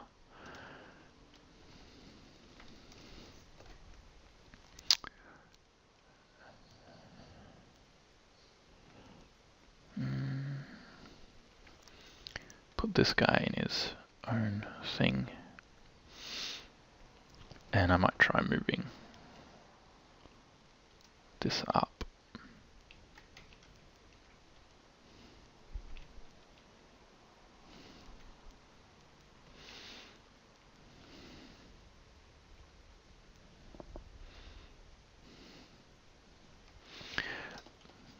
So again, this is not really, like, if I'm doing one of these as a comic panel, I will frequently actually just drop stuff in.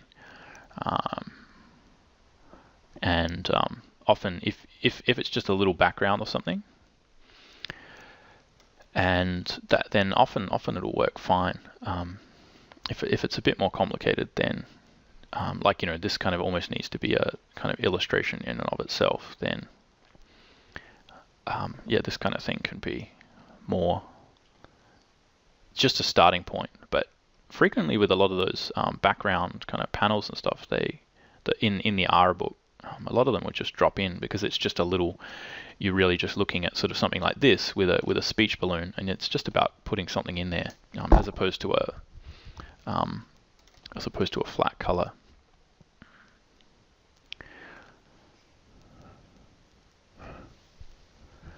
Right.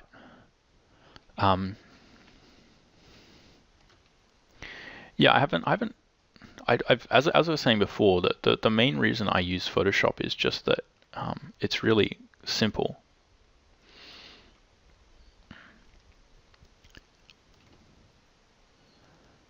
Something like this might be more fun, actually. It might fit what we've got going.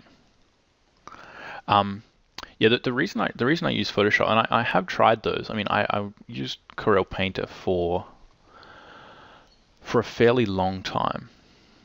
Probably, I'd say, like a year or 2 years, kind of straight.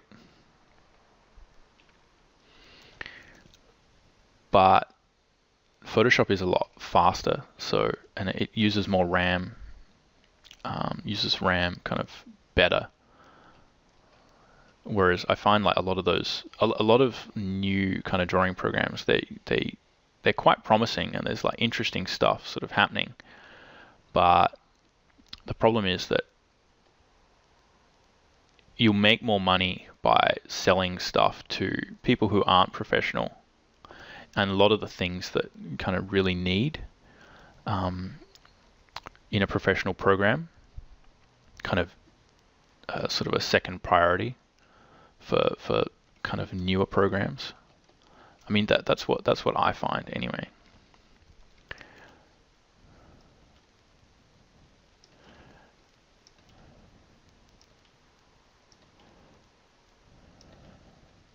But computers are getting so fast these days that I think a lot of those solutions might actually be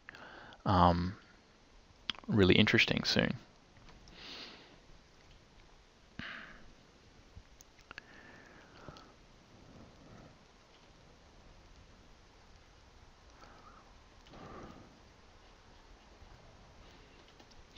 Yeah, well, I mean, the amount of features that we actually use in Photoshop is very, very small. And I often talk about that, is that really, like you don't need to use that much of Photoshop as an artist.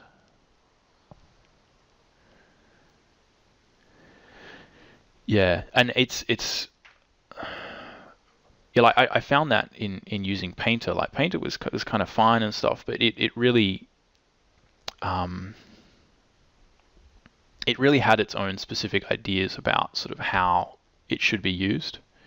And I think Photoshop, because it's not meant to make art, we're always kind of shoehorning bits and pieces.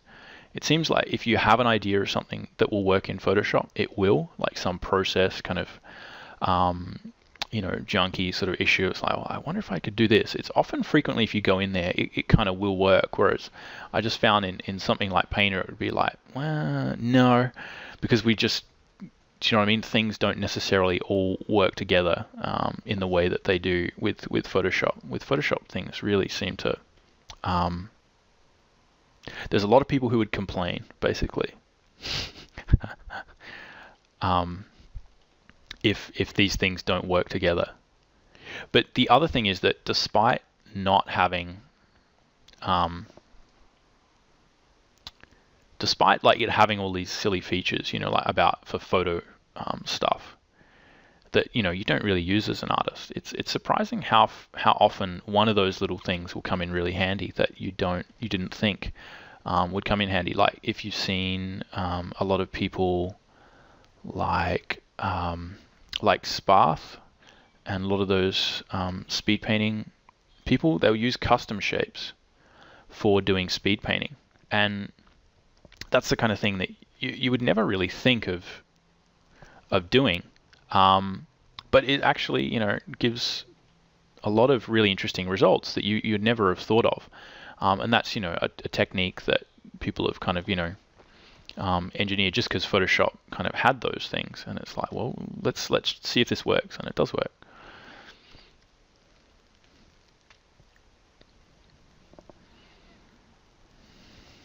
Anyway, I'm spending far too much time talking and doing this sky.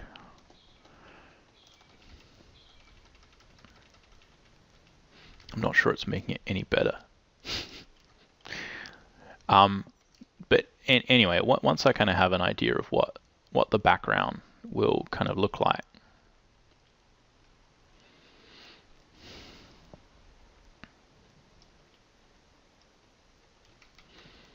then I'll start sort of coloring the character.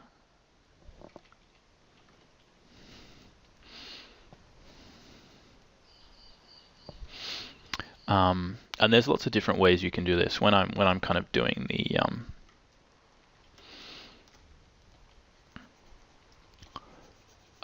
like kind of comics, I'll often add like a lot of flatting to it so that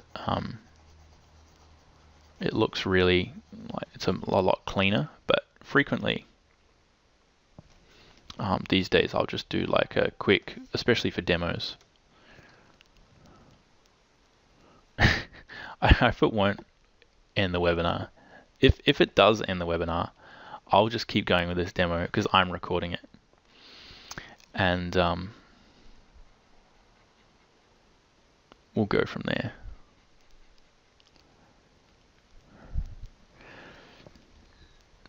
I'll just upload it to YouTube or something.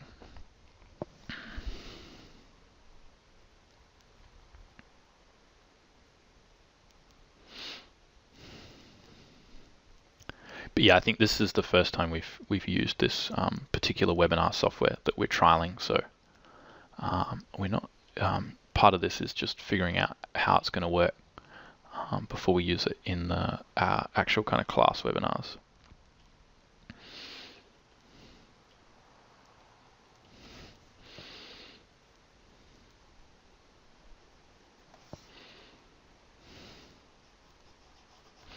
Yeah, the timer is just a guide. It's to make me realize I should draw faster and that kind of thing.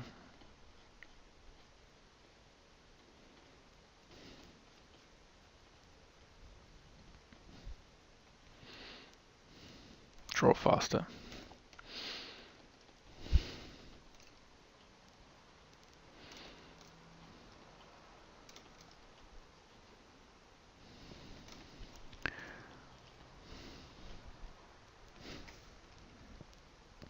So the way I'd think about, because I used to do a thing where I would kind of flat all this out, but it does take a bit more time, and I think that process is really good if you are kind of still getting used to picking colors and kind of getting that stuff worked out.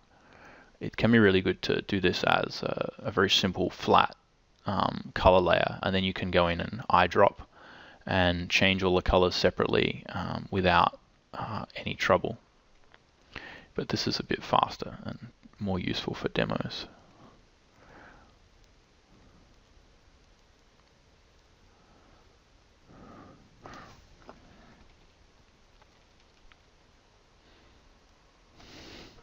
So again, a lot of the, I don't normally work quite this fast. I normally work fairly fast, but yeah, this is probably, if you've only got about an hour and a half or something really to create something, can be tricky to get it all happening.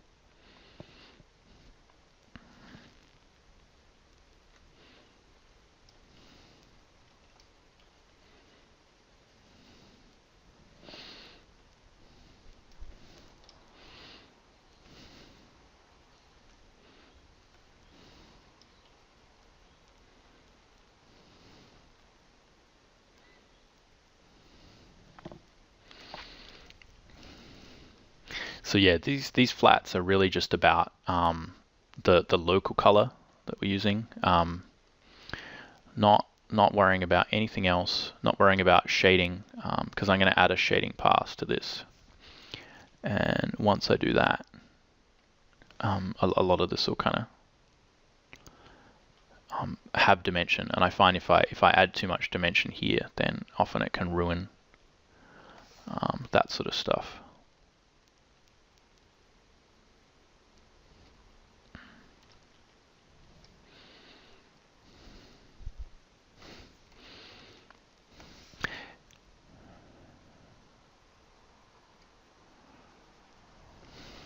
So again, it's probably adding a bit too much dimension there. But I just want to give it a bit more subtlety. And I'm just going to differentiate some of these little bits and pieces here. That could probably be slightly darker color.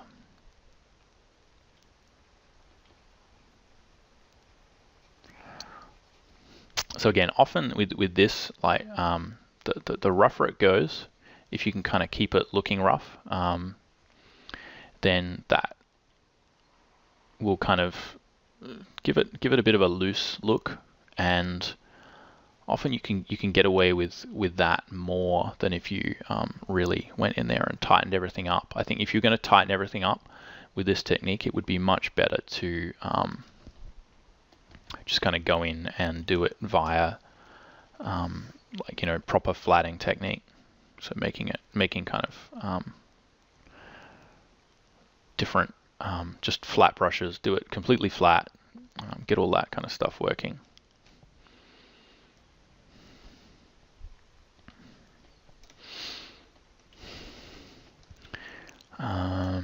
Let's add a little bit more.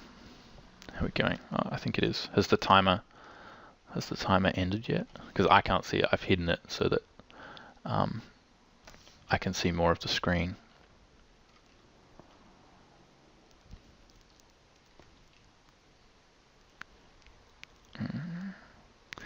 What am I doing here?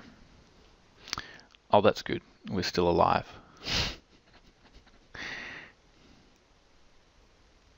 All right, so I'll just finish this up. It'll probably take another 10 minutes or so, and then we'll be fine.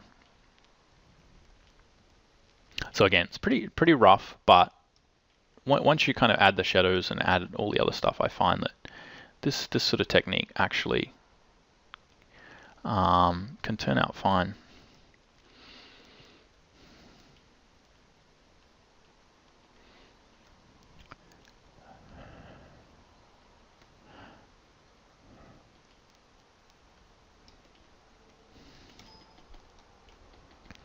I think these need to be a bit lighter.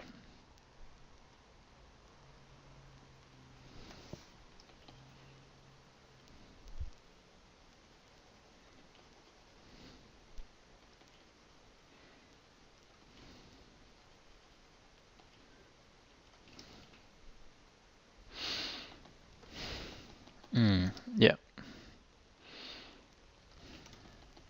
All right, so it's pretty rough. But all I do now is just add a kind of some very simple shadows to it. And I do find that working on sort of comics it's a really good way to improve your speed. And even though I still normally go over with these demos, but it is good to sort of set yourself a time limit for doing simple things. So if I say maybe give myself like 2 minutes to do these shadows here, that'll probably give me enough time to do the basics, define most of the simple forms here.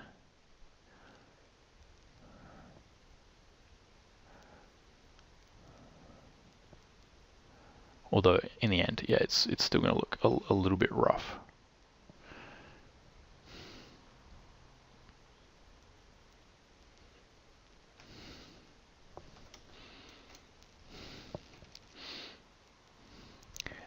So yeah, if anyone's got any more questions about the course or stuff in general, go for it. I can still talk, but I'm just a bit focused on getting this kind of thing happening.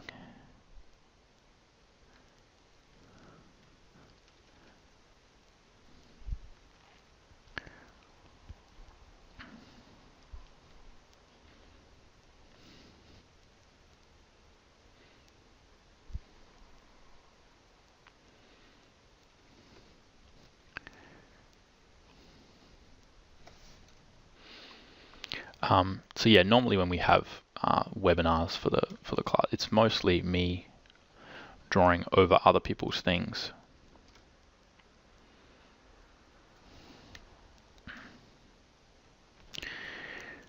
Yeah. Well, the thing with lines is that it's very tricky to make, like, if we've got quite rough lines like these, it's very tricky to really then make that into super finished sort of line work. So if you see some of the other demos that I've kind of done, like for the actual course, and you look at the line works, I've spent a lot more time on the line work, a lot more time on a lot of those things. But the thing with lines is that they always look kind of finished, and they always have kind of a finite quality to them. It's just by the nature of it. They just kind of really are defining the edges. And I think it's one of the quickest ways to give yourself a finished look. But and they also print really well, which is something that's really important. But yeah, you could certainly add a bit of rendering to this guy. So I think that the line work really defines how far you can go, because it's very hard to define more than kind of is there.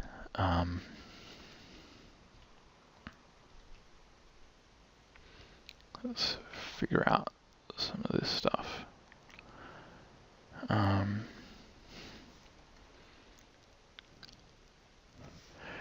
But we can certainly do things like make another layer on top of this and do a little bit of add a few highlights or something like that, and you could go and sort of render.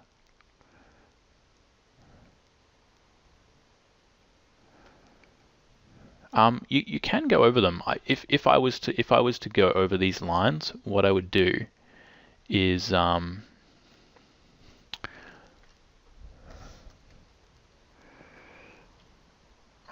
would probably not make them quite so defined in the first place, because once you start painting, then that painting might actually sort of start to contravene a lot of the rules that you're setting with lines. So in general, I like to keep lines as lines. But if I do sort of make them a bit more,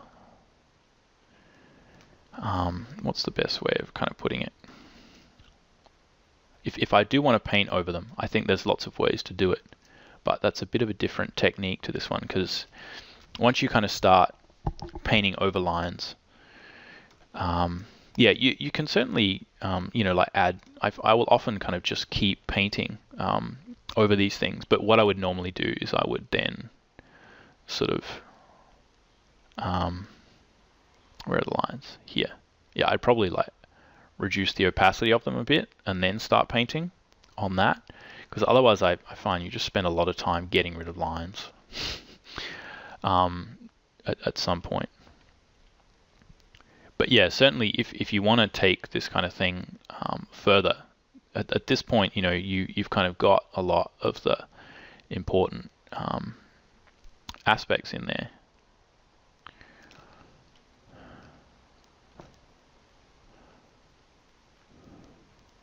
In terms of like shadow and blah, blah, blah.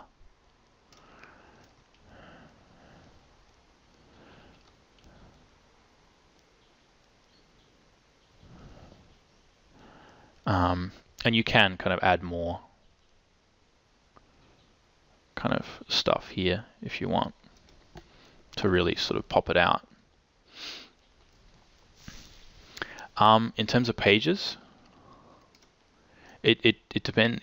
Basically there's three illustrations that you kind of work on. The first is just a very simple drawing sort of exercise, and then the second is those guys fighting, and the third one is the lion riders kind of image with the people kind of traveling on the lion. And yeah, the basic idea is that if you wanted to do comic pages, what I would suggest is just do an illustration first, maybe of your characters that you want to use, and then in the second half of the course just do a page or as many pages as you want.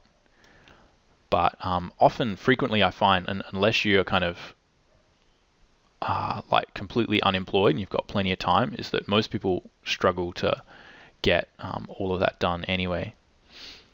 So it depends on you. If you want to do 10 pages and you think you can do it, that's fine. But otherwise it'll be like 2 main images.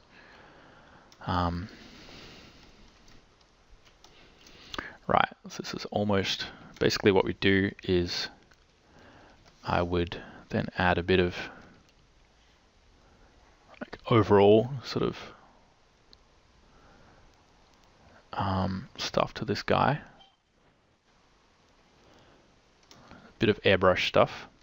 And then I'd work up the background a bit more. So I'll do that just a little bit, just so you can kind of see how some of that would go. Yeah, that's fine, Zoe. We'll catch you later.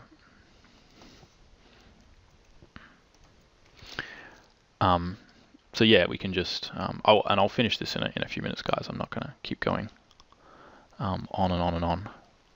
But yeah, then once I've kind of got this sorted, then it's now a lot easier for me to see what the background's going to look like, so I can kind of paint some more of that and you know, get that going more with more confidence. And because it's important that the background kind of matches a bit. Yeah, I'll see. I'll talk to the ballistic people about whether we can upload it to YouTube. If I do, we'll either get into contact with people who signed up to the workshop, or post it on the Facebook page or something. Because I think there's two ways we can record it. One is going to be it is going to be recorded via like the webinar recording, and we can upload it that way, I think. But the other thing is I'm recording it myself, but that has failed a few times. So we'll see what the best way to do it is. I'm gonna just play around with try some different clouds maybe.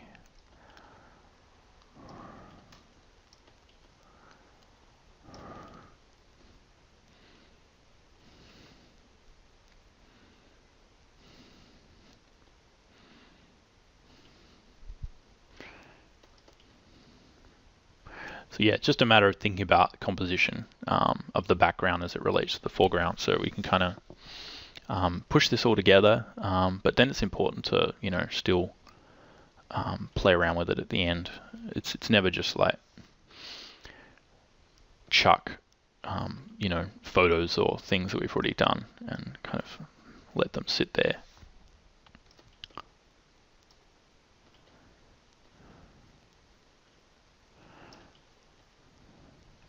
So a lot of the, like painting the cloud, if it kind of looks simple and stuff, a lot of it is just knowing kind of what values to use.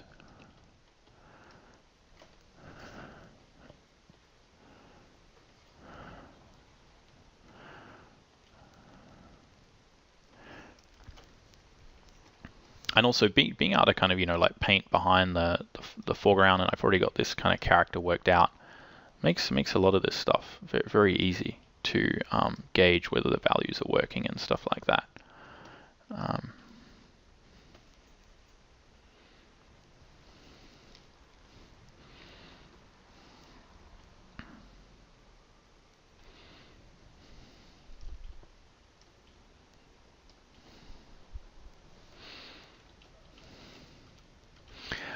So yeah, that's the basics of kind of how I would do it, and it would just be a matter of sort of working on the background more and more until we start to become sort of comfortable with the composition.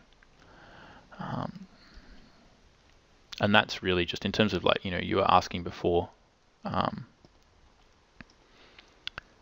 about how to you know, like make the composition interesting and stuff. A lot of that is just about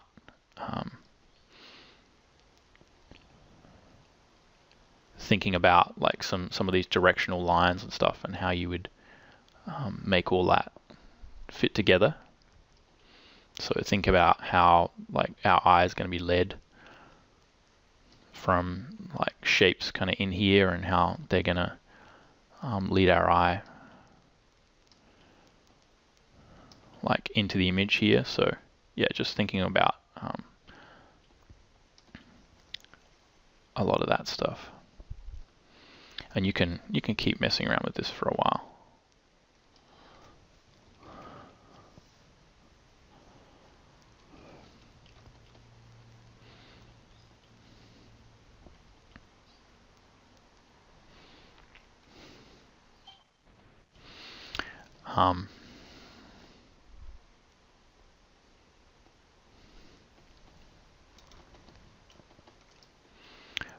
But I think I'll leave it there, and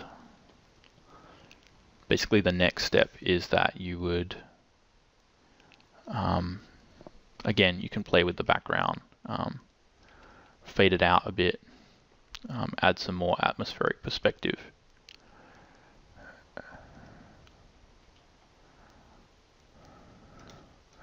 and think about the overall composition.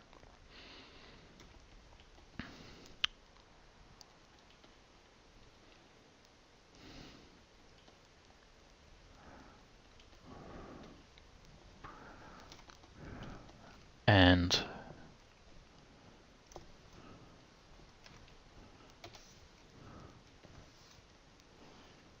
then we can think about like pulling our eye into where we want it to be. So this is the basics of what we do. But obviously this is a fairly simple example. And it always pays to add a bit of atmosphere. We can kind of really blend the character in with the background quite easily. And then you can always play around with the color later on.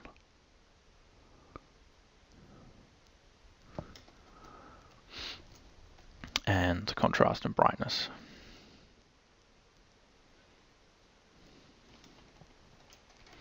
So yeah, that's the basics of it. This is the kind of demo that we will get. It'll just be a lot more complicated. It'll deal with a lot more sort of drawing of the background and designing the background. You know, like this, we're kind of making it up as we go, which is, you know, not the best way of doing it, but can also be really useful to be able to make this sort of thing up on the fly if you just have to do a little panel and know how to rearrange stuff.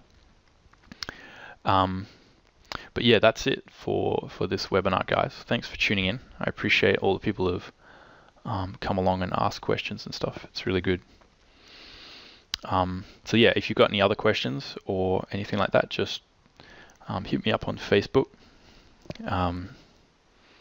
Yeah, and hopefully see a few of you in the workshop. Otherwise, just yeah, I'm always happy to answer questions and stuff on Facebook as well. Cool. Thanks, guys. We'll catch you around. I think I'll stop the screen and stop the recording, and I will mute my microphone. So yeah, thanks again. Okay, so I'm just going to go through the last few bits of this image and maybe see if I can get it to a little bit of a better finish for anyone who's watching the recorded version of the webinar.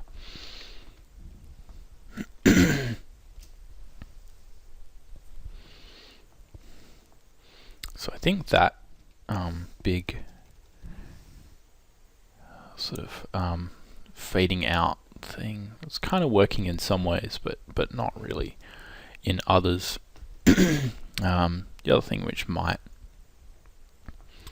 be worth playing around with is this kind of overall composition, because I'm not sure that really basic shape was working that well. And again, as I was saying, this is one of those things that definitely comes from kind of just coming up with a composition on the fly, which is not the best way to do it.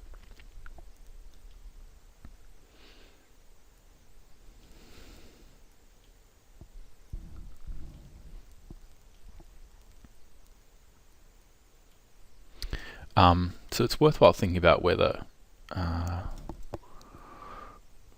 light source is kind of coming from at this point as well.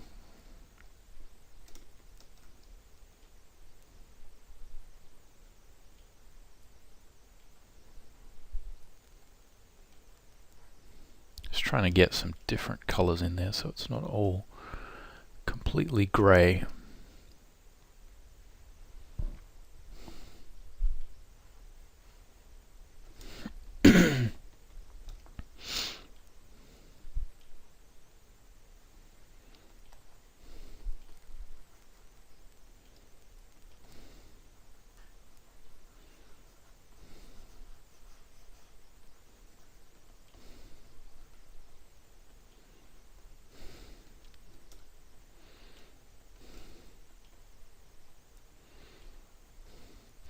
So especially when doing this kind of thing again, where we're making it up on the fly, it's important to always look at the zoomed out version and just kind of make sure that some of that is working.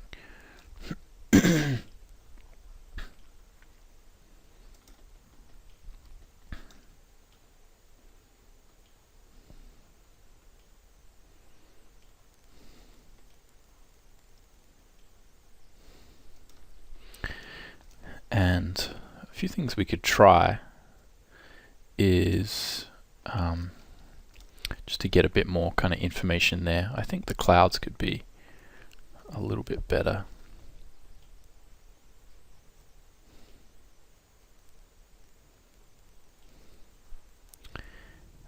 But that's mostly to do with the shapes, I think. Just it's about seeing whether they can fill up this whole space successfully.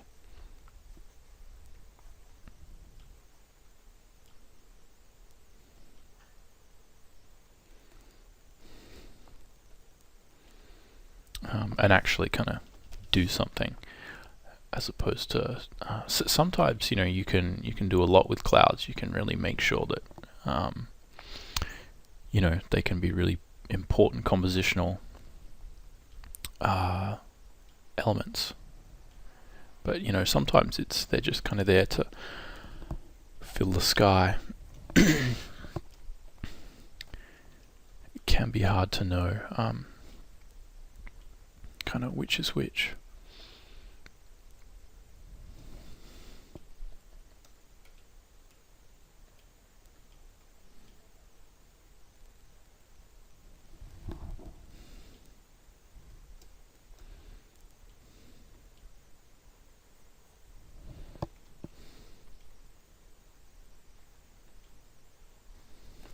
Because yeah, I think the issue was that when we just added that big sort of airbrush effect, it was kind of killing off some of the detail, which wasn't really helping us. But it's also just making some of the definition and some of the actual shape design that have been going on with these clouds disappear. And I think in order to make this sort of composition you know, like somewhat successful, we have to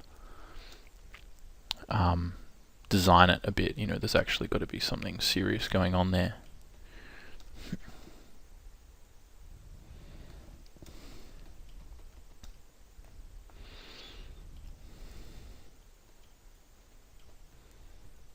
But again, it doesn't have to be anything major.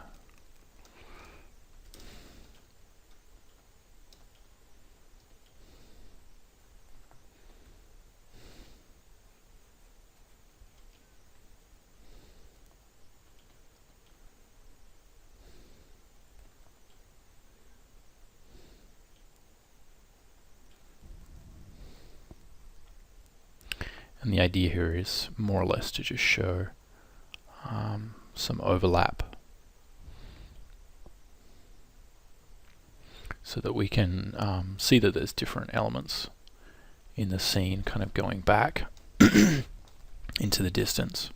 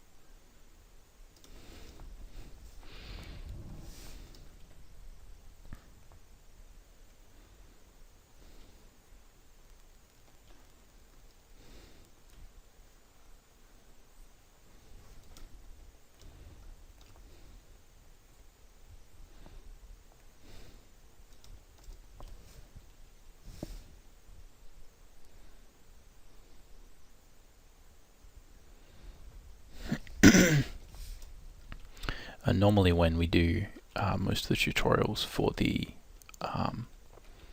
for the course, they're often sped up, so you're not seeing quite so much kind of monotonous brushwork. But in this case, I thought it would be just more in line with what had been happening beforehand in terms of the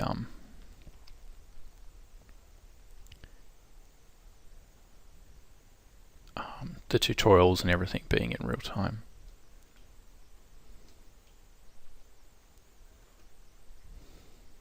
So I'm just trying to add a bit of sort of atmosphere and depth in here.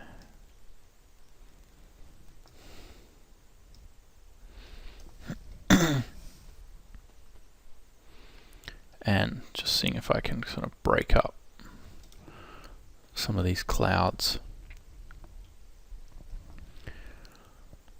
I think one of the issues is that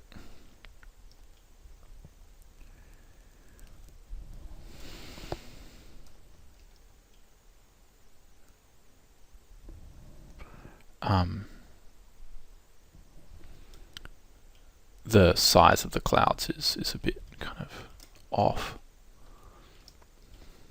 And I think some of them will work, but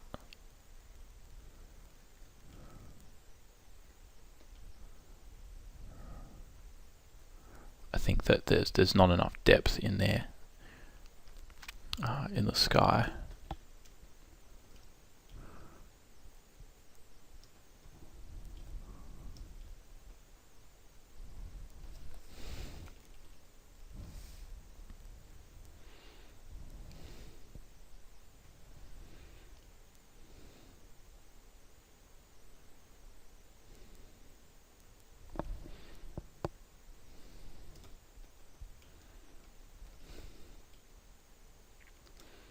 But again, the real trick here is that when you do thumbnails, it's best practice is to kind of figure this stuff out to begin with, because then we don't have to do a lot of this kind of messing around.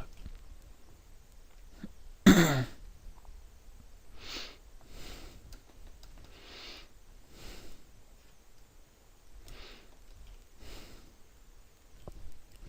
let's try and bring some of that.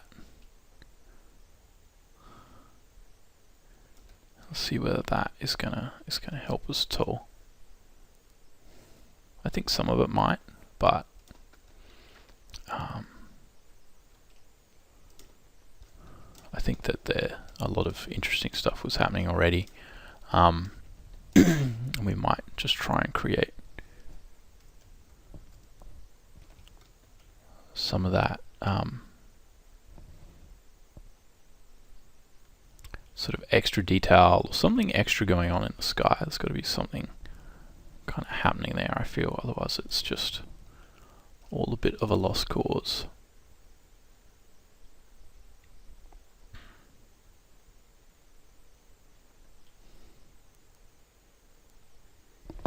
But yeah, I just don't think there's any need to make any serious shapes or anything that's going to compete with the foreground too much.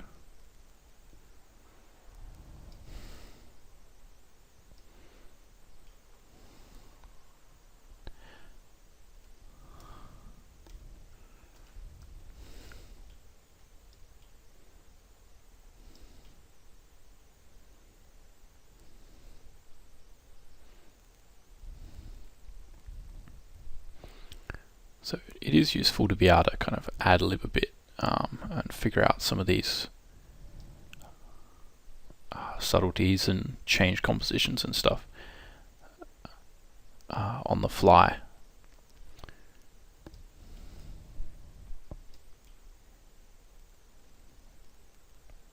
Because especially, like as I was saying before, when you do have to kind of put in some backgrounds for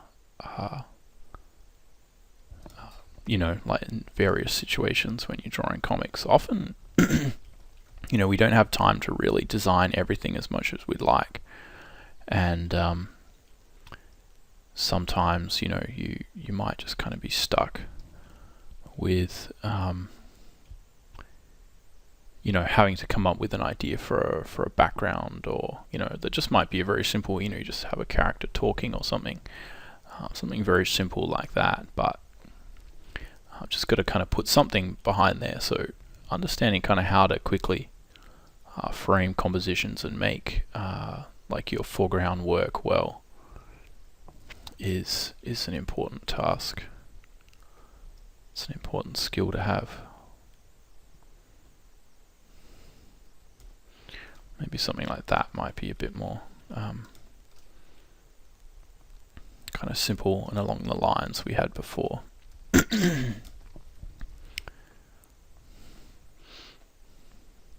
So what I might do is bring in, and it's still possible to kind of play around with where this guy would go. You can even try resizing it a little bit.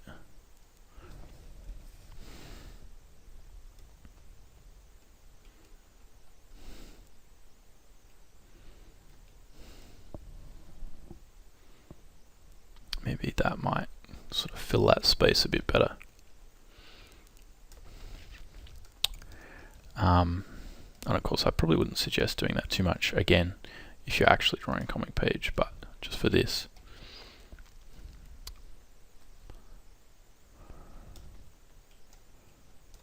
I think that's going to work out a bit better.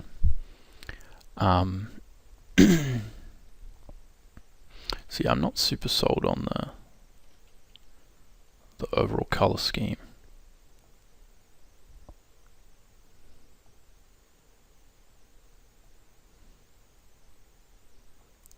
At the moment, so it might be good to play around with that a bit.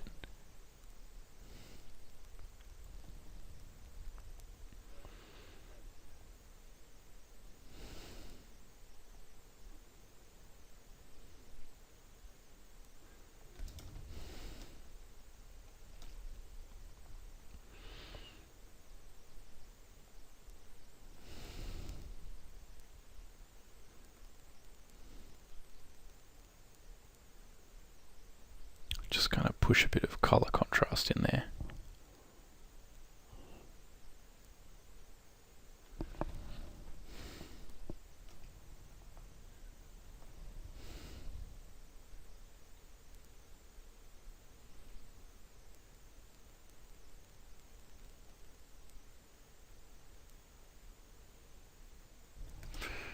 All right.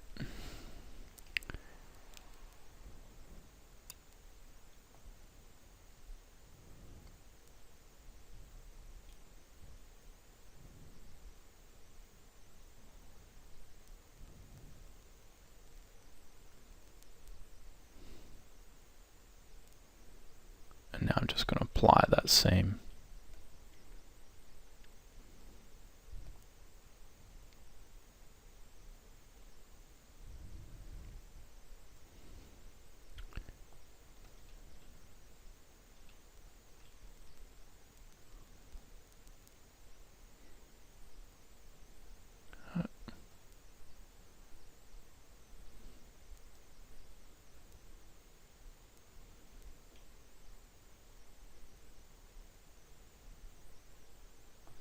oh, I get it. Needs to go down here. There we go.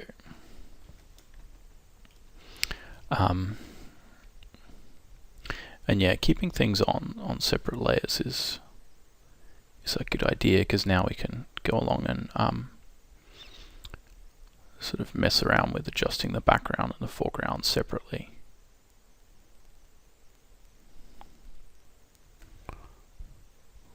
Which I think will be a good idea.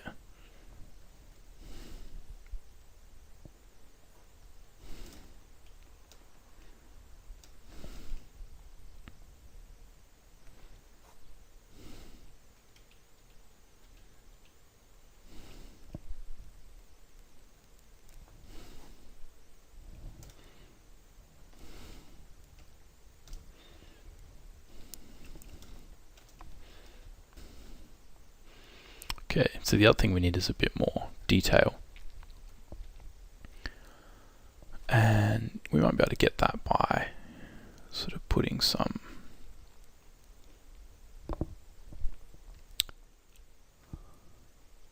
just pasting a bit of,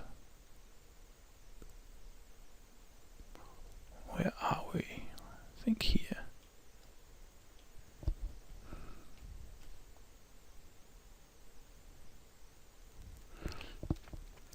Sort of in the same way that, yeah, you would kind of do this with photos or something. We can just think about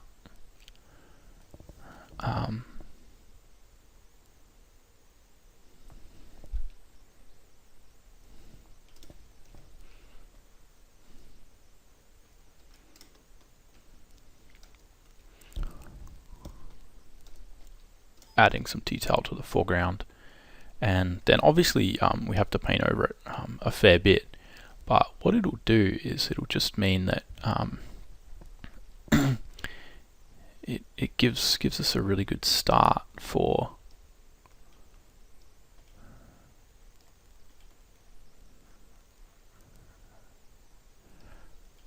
just kind of adding that extra level of detail, and means we don't have to do quite as much legwork. It's going to put a bit of sort of color variation in there. And normally the thing I find with like working with photos in that manner is that it really comes in handy, because where we kind of want to paint, sort of, you know, like in the foreground, in the important areas of a background,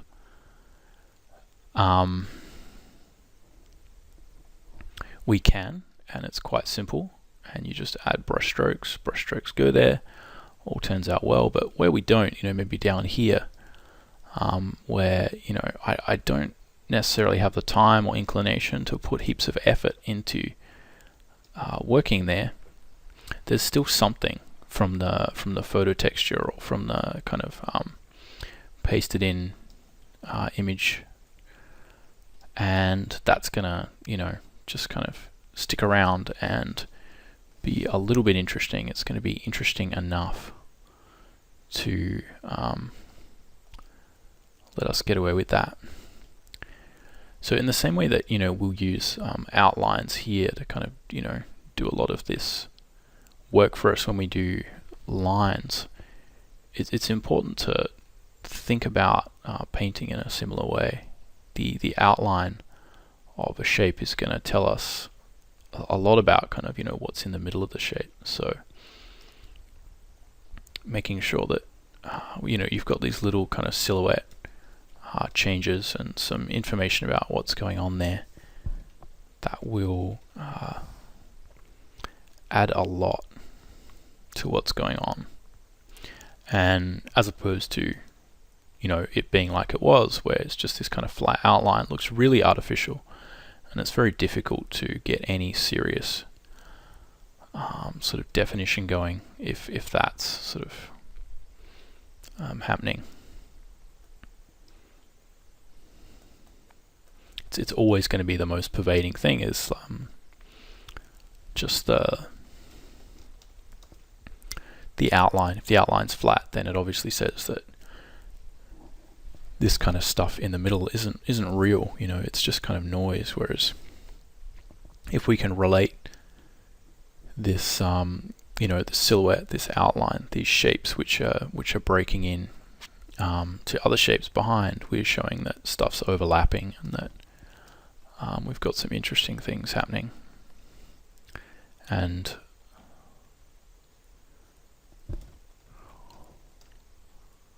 also just that these shapes are actually going to make sense. Everything's being congruent with itself.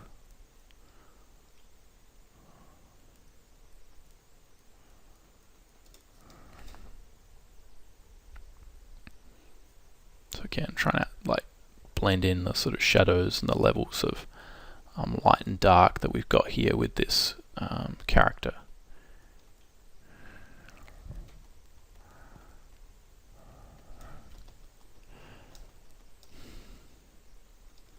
so that, you know, it's not like we've got a really light color underneath or anything like that. You know, he's blending in well. And the next step, kind of above and beyond that, is to paint some little bits and pieces that kind of go over the character, and I'll get to that in a minute. I'm not 100% sold on that color adjustment though, so we'll see. I might play around with that. Yeah, and notice that I'm still trying to keep everything on a separate layer. So the reason that's handy is I'm never, you know, I can just paint stuff behind here and it's going to be fine. I'm not worrying about these edges per se yet. And if I need to blend them, you know, I can do it later on. I can do it right at the end, but for now it's important to just have the ability to kind of paint behind and not worry about those edges, because they're definitely things that I want to keep separated. So there's just not much benefit to me kind of, you know, diving in there and playing with those edges, even though I think ultimately, like, making sure that some of these edges are kind of soft or like disappear like that is that will actually add a lot to the painting, not having everything super defined. But you can see what I'm doing here is I'm kind of doing it on the background layer. So, you know, if I do want to paint something behind, I've still got them on separate layers.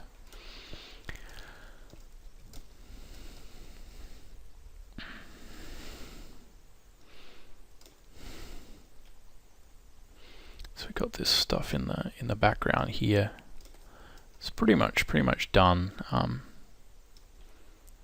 It might be good to get a bit of sort of some kind of core-ish shadow on these clouds. So I'm just picking this shadow color and I'm just pumping the saturation on it a bit.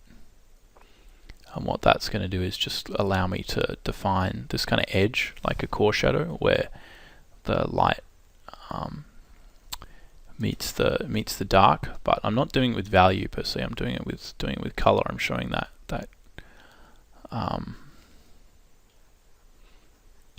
change in the form with color, which is a bit more impressionistic. And certainly in the case of clouds, it's a lot more subtle, which is kind of what we need. And just swapping the background to black so that I can make sure don't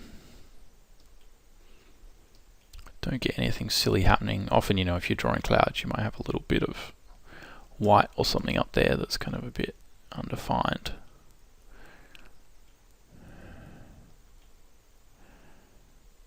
So just adding a bit of kind of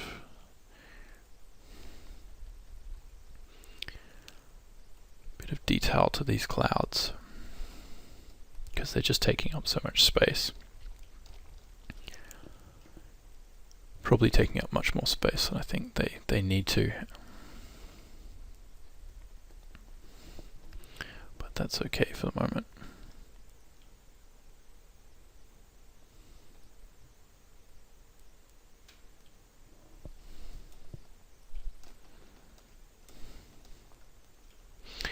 So a lot of this, and I think the reason why it's kind of less, it's not very logical, and it can take a lot of playing around with, is because a lot of the choices that are being made are quite arbitrary, because what really this is about abstract painting. Like this stuff in the background is just much more about abstract shapes than it is about, you know, doing anything serious or solid.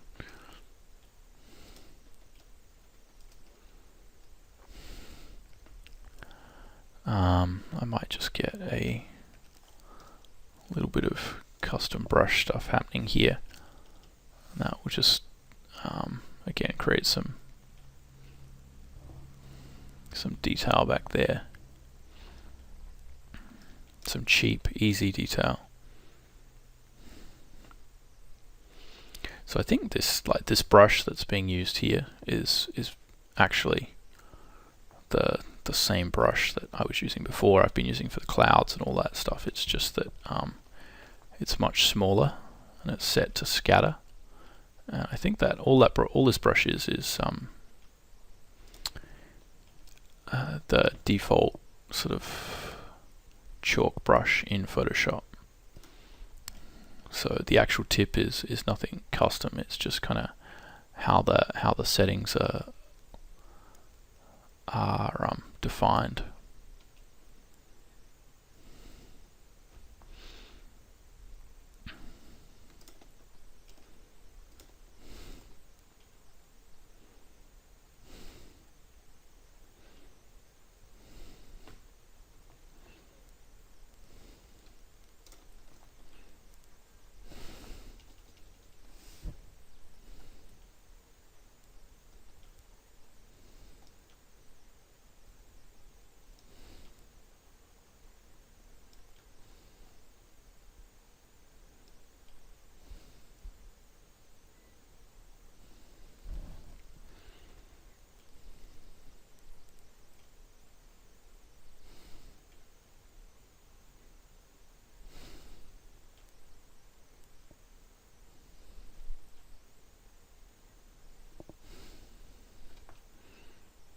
Just putting a few little details and things in.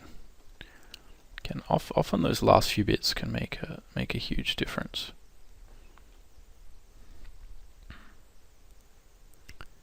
As long as they're small and subtle, and it's not a situation where we're kind of going crazy for no reason. Just kind of adding random stuff. But in general, I think if we're still at this sort of stage where we're just adding, very simple, like kind of rough strokes, often, if you just kind of keep doing this, just think very carefully about the decisions which are being made, and just try and add, that extra bit of, like reflected light, core shadow, try and get like a lot of the lighting in there, add some detail, if you've got these kind of flat shapes, like I have, because I'm just kind of blocking things in. We just kind of try and delineate some of those shapes a little bit. Think about kind of overlapping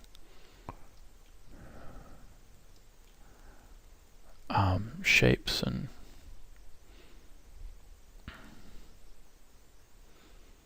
all that sort of thing. Often you can get a long way.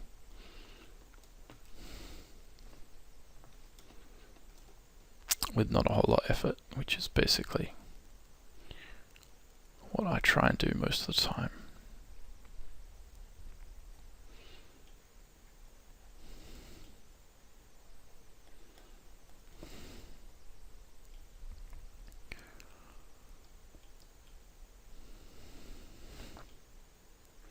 Okay, so it's almost done.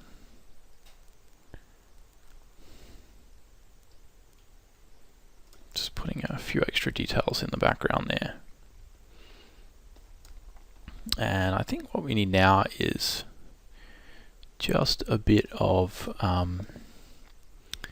what I was talking about earlier, sort of taking this background and blending it together with this foreground. Well, not the foreground necessarily. I mean, often the characters which are in the foreground are kind of drawn in line, but taking these elements which are painted, which I would normally consider to be background elements, and just sort of showing that they kind of interact. So again, it's frequently in a really cheap way I kind of often do it is with this kind of overlapping grass or something. But it only takes one or two of these little bits and pieces to just say this is overlapping, and that kind of means that the character is sitting in the background properly. They're sitting in the environment. Everything's kind of congruent. It's the best way to explain it.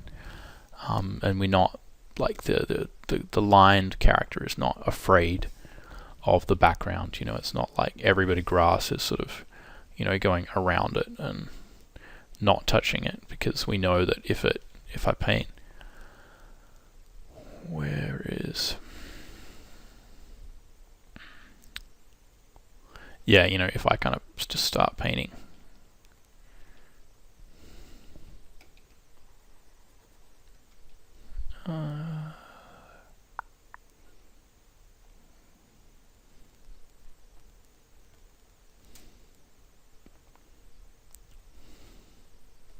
Here we go. If I just kind of start painting here, you can see it's going to go underneath. So I think often it would be a matter of sort of not crossing the character, which is fine, but often just adding this like a few little, it's what I'd call a patch, to kind of combine the two will just goes a long way again to sort of making all that work.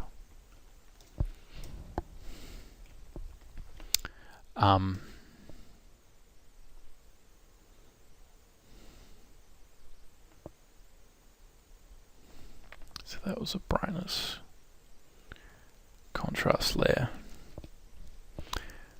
I think another thing which is important to kind of, you know, in any art is just to kind of consider some of the atmospheric perspective, the overall atmosphere. You know, not everything's sort of super sharp. A lot of things kind of, you know, are, you know, fairly far away and they're being affected by some atmospheric perspective, so I often like to put a little bit of that in, just to kind of blend things together.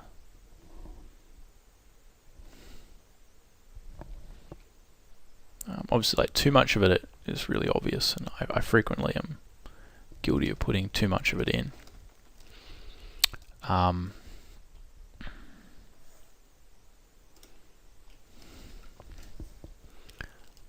I still think some of this kind of what's going on in the sky there is a little bit unresolved. Because really you don't want too much focus up there. We want to sort of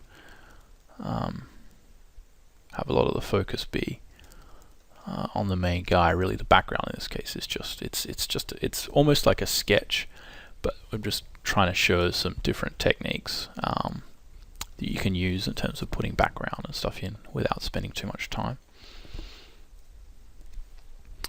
Cool.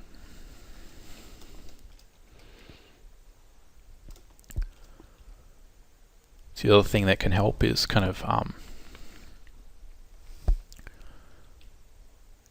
using some simple kind of grading to bring the focus where we want it. So, you know, we kind of want a lot of the impact to be around there in the middle. See what happens if we bring that up. And this is the old selective color that we had on there, which I don't think was really helping us much.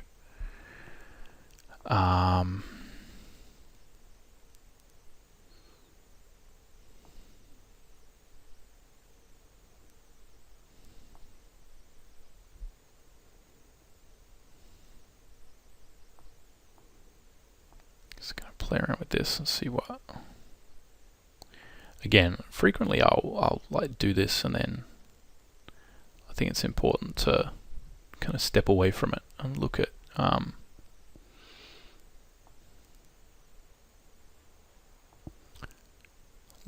the actual effect it has. Don't get too caught up in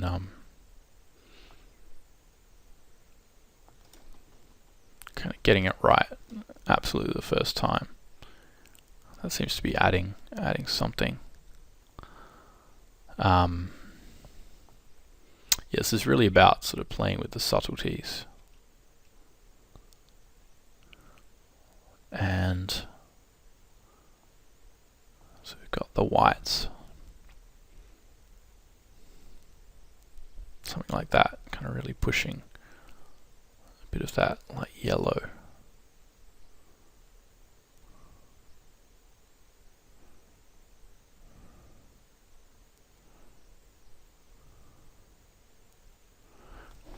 That's starting to like at least separate things out a bit. So you can see that's kind of something that happened right at the end. The other thing you can do with selective color is modify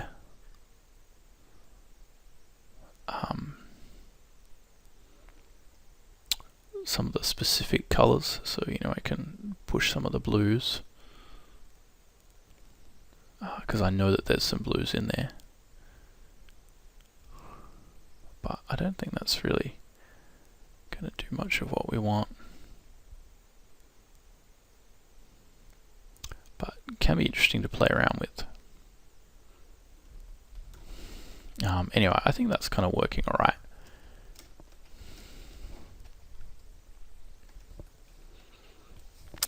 Other tricks you can use to kind of bring stuff out is overlay layer. Frequently can work pretty well to modify sort of the focal area. Again, I'm just sort of painting on this layer with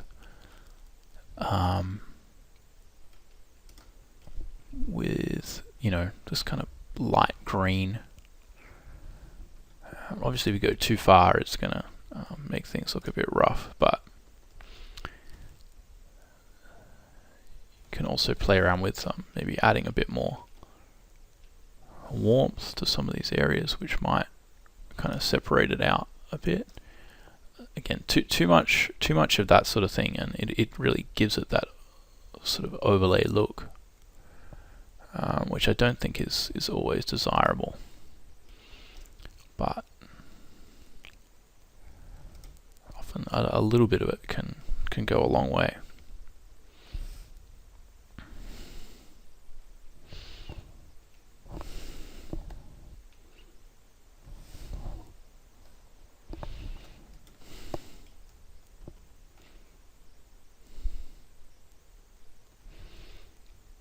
So again, just adding a bit of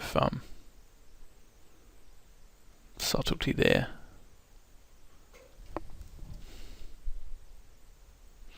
So these are all little tricks you can employ, and I really would view them as tricks. I don't think it's I think it's always best to sort of play around and see what can be done at the end of a painting. But really the only point of doing that is so that when you come to do it next time, that you try as much as possible to kind of address those issues at an earlier stage.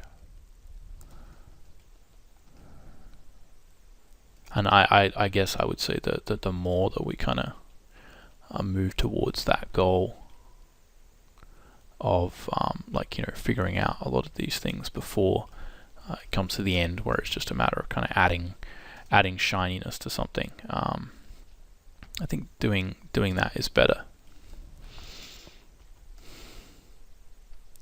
But it's also good to know how to push this if we need right at the end.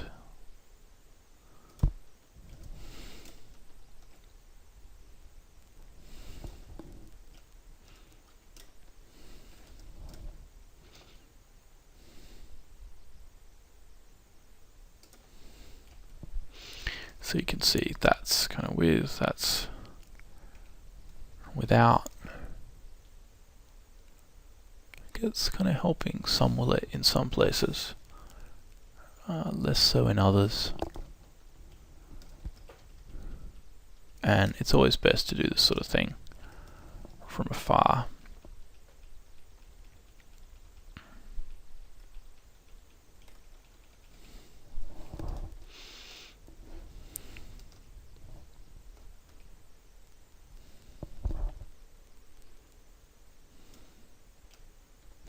Anyway, it's kind of looking, I think, a lot better than it was. Let's just say that. If we kind of save and then open up this is kind of how it was. So it's kind of got a lot more kind of interest happening. I think making it bigger was a good idea, even though I probably think the detail that's there won't really hold up to the sort of printed page size of this actual paper. But yeah, that's kind of, it's a good example of how long we've been going for now. Going for about 40 minutes, so it's an extra 40 minutes, maybe half an hour if I wasn't narrating this, you can kind of bring something up and add all those extra elements. So, and it is really important to understand that sometimes images are only that far away from, you know, just becoming a bit more interesting, sort of starting to resolve. So definitely things that I would kind of do if I was to do this again would be probably spend a bit more time on the thumbnail, because as you were seeing, I kind of rushed through that, and even though it's something I kind of recommend is to always, you know, spend extra time on the thumbnail, it's something that, you know, I don't always do at the right times, and it's always about kind of judging that time balance and saying, well, is it better to spend more time early on, you know, figuring something out, or is it better to just go in and draw it? So it can be hard to tell, and often it is quite fun, especially if you're on a task that like this, which is a small demo or something where, you know, we're not really trying to find a huge level of detail. This might be just a drawing kind of done for fun. Sometimes it's more enjoyable to solve those problems on the fly than it is to sort of, you know, go through this whole process and plan it out. And sometimes they work and sometimes they don't. But yeah, anyway, that's as far as I'm going to go with this guy now. I hope you have enjoyed the extra time here. Thanks, guys.